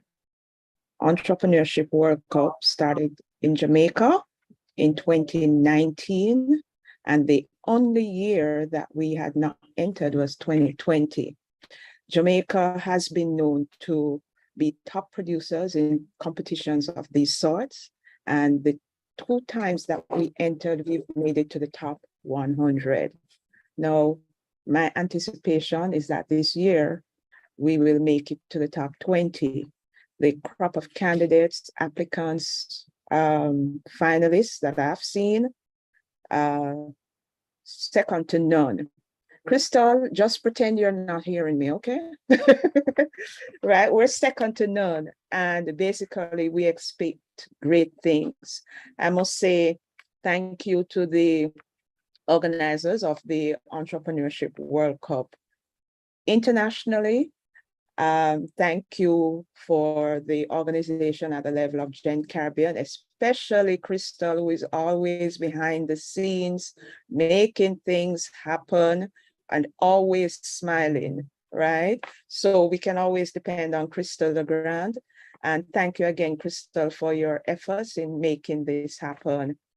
The EWC Jamaica team, hooray, hooray, we've made it to the end. I mean, a little bit delayed, not your fault, but just again say thank you. And just the persistence of the team in getting these things done. I appreciate you much more.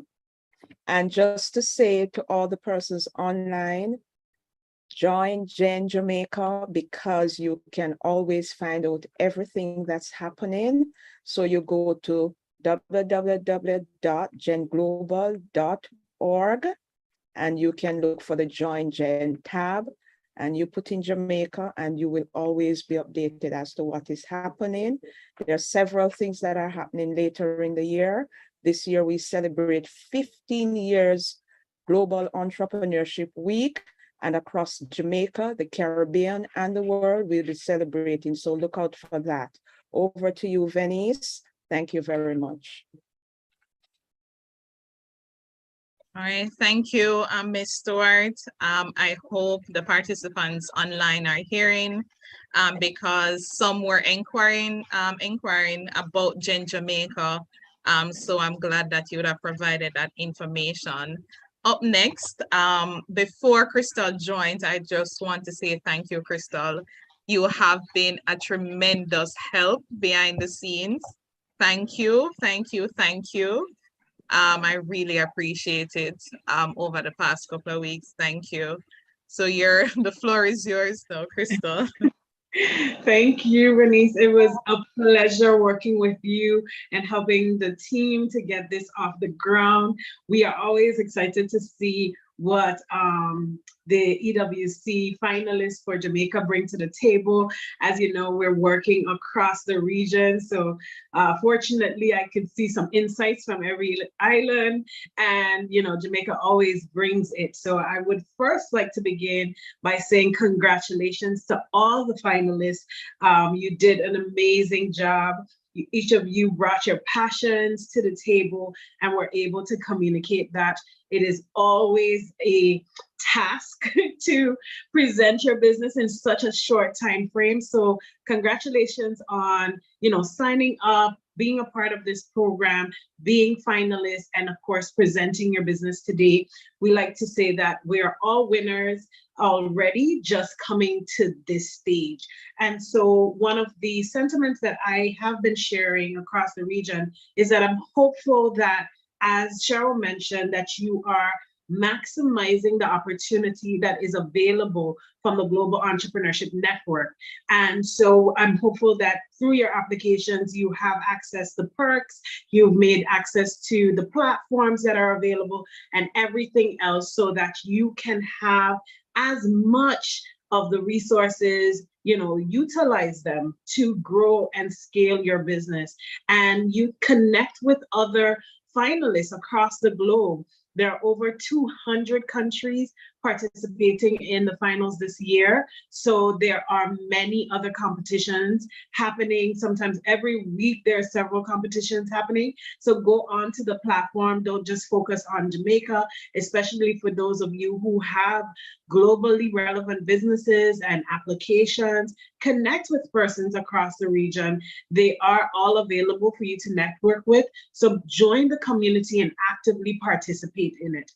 And so from the team, on behalf of Dr. Brandon, I'm sure most of you have met her throughout the course of this, and if not, you will meet her at the regionals. Dr. Brandon does send her regards and congratulations to all of the finalists, and as well as my fellow colleague on the EWC Caribbean team, Joshua Fort. If you were fortunate to be with him last night at the boot camp for the pitching, then you would have met him as well.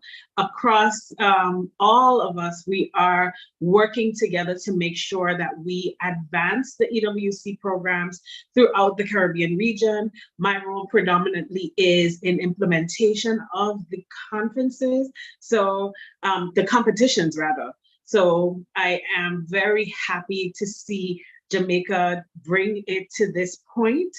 And so we are actually now at the conclusion, almost then, once we hear the results of your national finals. So I'd like to share with you some of the next steps that will be taking place after this.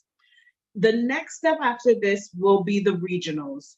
And so prior to the regionals, we'll be hosting a debriefing session so that all the winners from across the Caribbean, and it could potentially be over 20 finalists this year, they will be coming to a meeting so that you can first, of course, meet the EWC Caribbean team. You will also find out who the judges will be prior to the competition, and then you'll get information on the date for the finals. I can already provide a heads up. The finals, the regional finals this year is being hosted down in the Global Entrepreneurship Week, and we'll communicate the exact date in further communications later in the weeks and months to come. And lastly, let's see if I'm forgetting anything. Well, actually, just to give you insight, and I'm sure most of you might have already seen that, heard about it, and things of that nature. But once the regionals are completed, then the next steps is the Accelerator Program. And that has been shifted this year to January. So first we do the nationals. The national winners then move forward to the regional finals. And from the regionals, the EWC Caribbean then will nominate a winner to go into the global competition. And at the global level, then you go through the Accelerator Program, and then you are shortlisted to pitch in Saudi Arabia in March 2023, and the top 100 from across the globe. We are hopeful that through the process, the Caribbean region has one or more representatives at the global level, but we will support the entrepreneurs as they continue to sharpen their pitching skills and advance their businesses to be able to have even more globally relevant and scalable businesses that are competition worthy at the global stage. And so with that, thank you so much for listening to me and hearing some information. We will stay in touch in the coming weeks. And back to you, Ms. Wallace.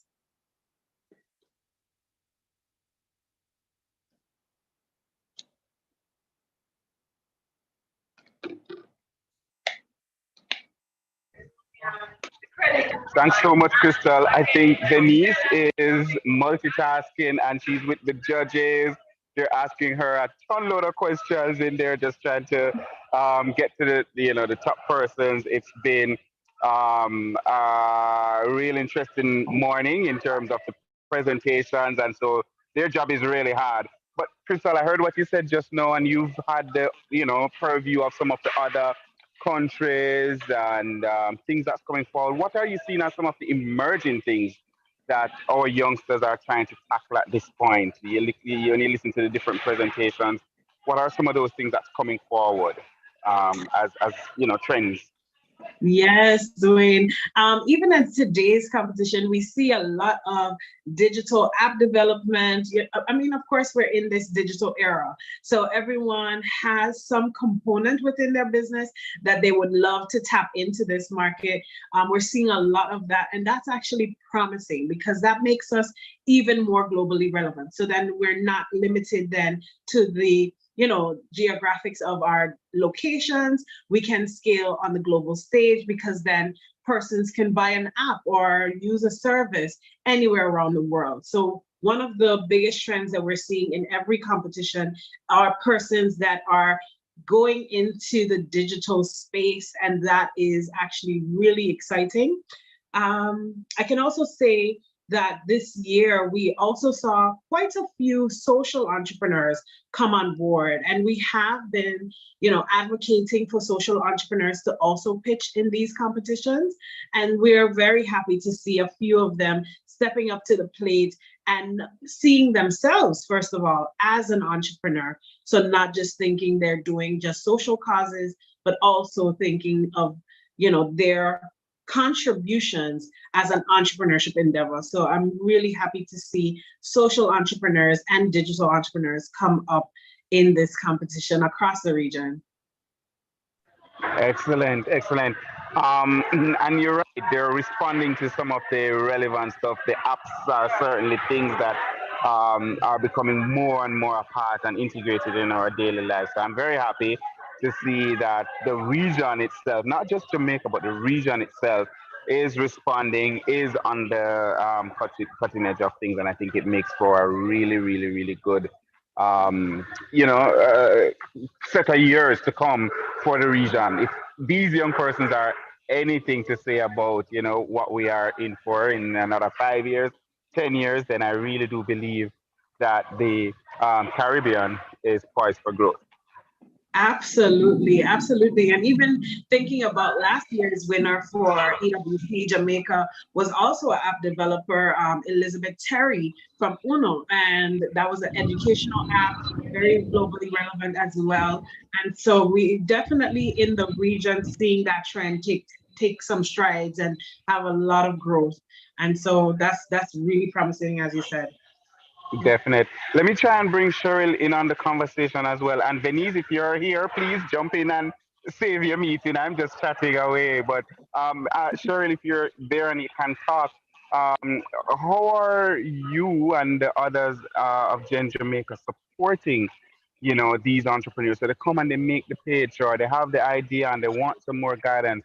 How is Gen Jamaica, even Gen Caribbean, because there are persons who are watching from further afield, how is that Gen network set up to respond to some of these, needs of young people? All right, so Gen is a global network looking at varying. Can you hear me? Yes. Okay. Yeah, we can hear you. Looking at varying areas that we support our entrepreneurs. So we not only do pitches, and while we are at pitches, I want to just tell you that something that we're implementing in Jamaica this year, it's the Future Agro Challenge, and it has 14 different areas, including a lot of tech. I don't know what Crystal will say about that going down in the Caribbean, but I mean, that's a new competition, and we are preparing our people to enter next year's competition, right? We're also looking at our collaboration across with different areas, different partners. We're looking specifically at looking at women entrepreneurs. We're partnering with the Commonwealth Business Women Network, and coming up very shortly, we'll have an accelerator program that's targeted specifically to women entrepreneurs. And these are existing businesses. It's a year-long program. It's not a capacity building program per se, as we know it, but it is more of a mentorship. It's connecting you to the global world. So if you're in tech, if you're in any kind of tech, and you are, let's say, an existing business, maybe 2 years, you're known in your country, you are making money, and when I say money, we mean serious money, you will need to look at the Commonwealth Accelerator as a way to expand and scale your business. It will be looked at in Barbados and Jamaica. This year is the pilot. And after that, it will be throughout the Commonwealth countries, and that's 54 countries across the world. But separate and apart from that, we are looking at persons who applied to pitch in the EWC, whether or not you made it to the finals, whether or not you made it to the finals and did not win, ways in which we can help you. So we will have your information. We will reach out to you because there are several programs across GEN. So we have an accelerator program. We have many different programs. So look at www.genglobal.org/Jamaica. You will see what we're doing. We're working on our website as we speak. And then 2, you could look at the Gen Global website to see what's happening. Each country has a page on the website. So any country that you want to look at to see what's happening, the information is there. So you could do that. Also, I made public my email address. It's cstewart@genglobal.org. If for any reason you're unable to find information, you need some assistance, you could email me and I will provide some directions. So it may not reside with me, but I'll tell you exactly where to go, right? So yes, that's Excellent. it. Excellent. And that's what we do. We connect dots. So we don't have all the dots by ourselves, but we connect you to the different dots that are around. Cheryl, thanks for that. Crystal, thanks for chiming in. I think I see Venice and her team back inside the room. So it seems as though the big announcement is ready for us. Venice, I tag you. Thank you, Dwayne. Thank you for that. Let me, I'm feeling like throwing my judges, putting my judges on the spot. I feel so tempted to do that.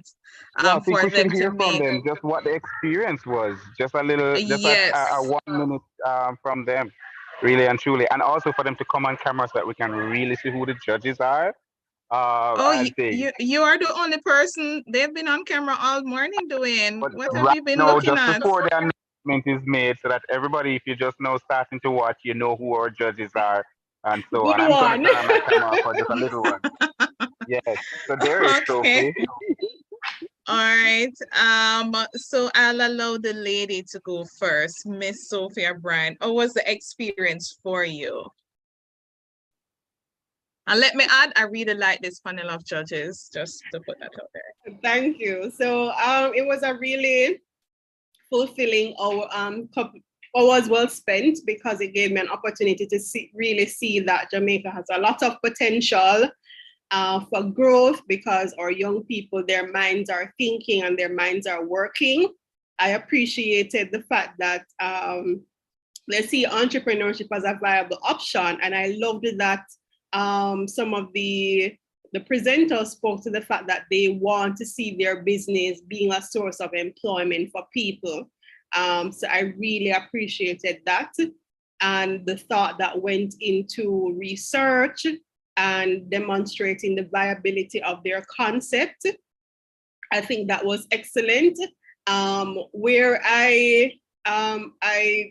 the downside or the shortcomings, I think, is where the finances are concerned.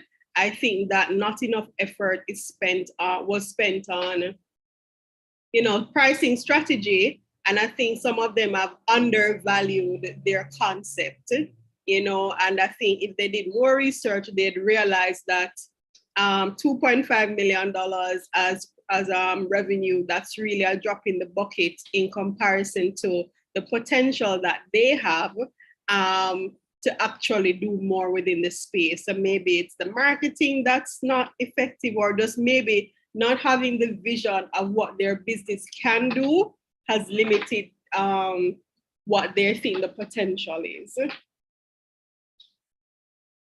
All right, thank you, Mr. Satchel. And before he goes, our other judge, Miss Nashana, she's here listening, but unfortunately she's not able to speak at the moment due to another engagement. So, Mr. Satchel. All right, thank you so much. First of all, Ailey, and also the organizers for Entrepreneurship World Cup. It was indeed a pleasure to be part of the panel to assess the proposals by the various team members. In addition to what Sophia said, she took everything that I needed to say. I don't know why you didn't allow me to speak first, but I'll forgive her again. But it was very good. I think the ideas were well thought out, well planned.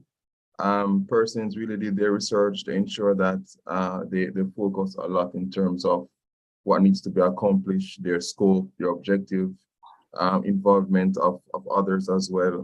And one of the things that stand out for me is that the younger generation, they're collaborating a lot more with consultants and advisors to guide them on their journey. And I know that Ailey has been very involved in that aspect of their journey. So that was very good of them to always keep mentioning how important it was for them to include persons who have had the experience to guide them through their journey. One of the things that I would love for them to do more is that I want them to start thinking about the larger world as their marketplace. A lot of the persons, they kept on limiting themselves to Jamaica or a specific user group in Jamaica, which again affected their income potential that Sophia mentioned in her presentation. So they have a lot more opportunities to consider the world as their marketplace, not just to limit themselves to English, but we live in a diverse culture, so they can target a larger audience. All the ideas were really fantastic, and I know even though most persons will not win, of course, but I hope that they will continue to develop their ideas and to look for other opportunities as well, whether through ILE or other funding agencies to have their ideas become a reality. So it was really a fantastic session, and I look forward to working with ILE again and a fantastic team that coordinated this session. So thanks to everything, thanks to the attendees. It was really a fantastic event. All right, thank you, Andre. I'm so glad that you said that publicly and you were recorded, that you're looking forward to working with us again, because we do these sort of things often. So please note that on average, we have might be 3 pitch competitions per year. So thank you for that. And I speak on behalf of Sophia as well. So So thank you. I want to officially thank our judges. You guys were really, really helpful. Your input, your comments, and I, Crystal, you notice that I allowed them to go over the time mark that judges are allowed to get, because your comments and questions were so beneficial to the participants. I really didn't want to cut your time, because I think that the participants really needed those questions to challenge them and to allow them to think and go back to the drawing board, might be, or just to add something. And some of them, they might have said, I didn't think about this before, but you know, so that spurs something else, and for them to do some additional research. So thank you, Sophia, Brian, Andre Satchel, and Nashana Lala. I really enjoyed this morning into afternoon. It was a pleasure to be here, and I'm going to put you on the spot yet again. Because I don't think I should announce the winners, at least the first, second, and third place. I don't want to. So I'm going to ask, get a drum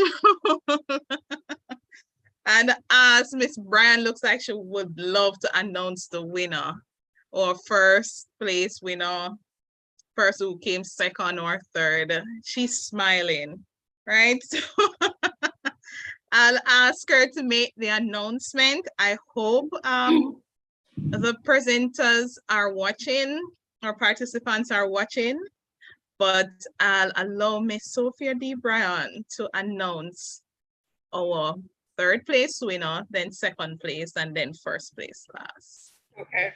All right. So, well, I can see the reason why you'd want us to do it, so nobody can throw any stones at you. Fortunately, I do not know any of the participants, so unless they go and Google me, they're not gonna find me. Yeah. Yes. And they know where to find me, and so. All right, so we've deliberated, as was said before. Most of the presentations were just fantastic, and it was really difficult to come to a decision. So we decided that based on our scores, we had a scoring sheet, and we were guided by that. And so third place is CalcuKids app. Second place is Cheviel. And our first place winner, we're really impressed with what they've done so far and their potential and prospect for growth, not only in Jamaica, but regionally and globally, and it's Senzimi. Okay, thank you. I'm afraid to say her name publicly, Jenny. I think that is what it is. So our winner for this year Entrepreneurship World Cup 2022 is, and let me look at her name to say it properly, because Jenny Addison, that's our winner of Senzi Me. I hope Jenny is watching. I know that a couple of them were watching, but congratulations, Jenny. The judges were impressed. I didn't have any input, just to put that out there. Yes, we really like how to handle the technical questions, and with more practice, of course, in terms of her presentation, she'll be able to captivate a lot more people. Yes, and Jenny will now go forward to represent Jamaica in the Caribbean among the other 20 countries in the Caribbean, Crystal? Yes, give or take, we'll have final numbers of how many islands are participating later. By the end of September, we'll be able to confirm. But yes, last year we had 17, so we definitely have 17 this year. So there's some steep competition across the region, but congratulations. Yes. All right, so thank you all for being here. I want to thank my team, Brianna Chung, Mr. Gutsmeer, Dwayne Gutsmeer, and Miss Chrisona Magroda. She's not on now because she had a power cut due to the weather, but I thank you, Chrisona, for being my person in the background here on my side. She was checking YouTube for me and checking the platform and doing all the other things that I could not focus on. So thank you, Chrisona. And when you guys see the spotlight coming up, and that was all Miss Chrisona Magroda, not me. So I want to thank her as well for assisting me, and for all of you, Miss Stewart for coming, Crystal for coming. I'm not sure if Crystal is still in Jamaica. Thank you for taking. Yes, I am. Thank you for taking your time, your nice time out to come and be on here from morning until now, Crystal. I really appreciate it. I You're truly welcome. appreciate it. Dwayne, we'll probably have to go find Crystal before she leaves. Just to put that out there, but thank you guys. It was a lovely time spent. I don't know why Dwayne is laughing, but I'll find him. Dwayne is hard to find and hard to reach, but I'll find him, Crystal, and find you. So Don't worry, we'll track him down sometime. Take Even care. if we have to do a carpool, we can do that. Yes. Enjoy the rest of your evening, guys. Take All care. right, thank you. All right. Bye-bye.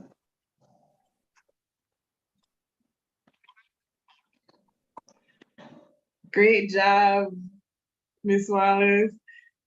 Thank you. Yes.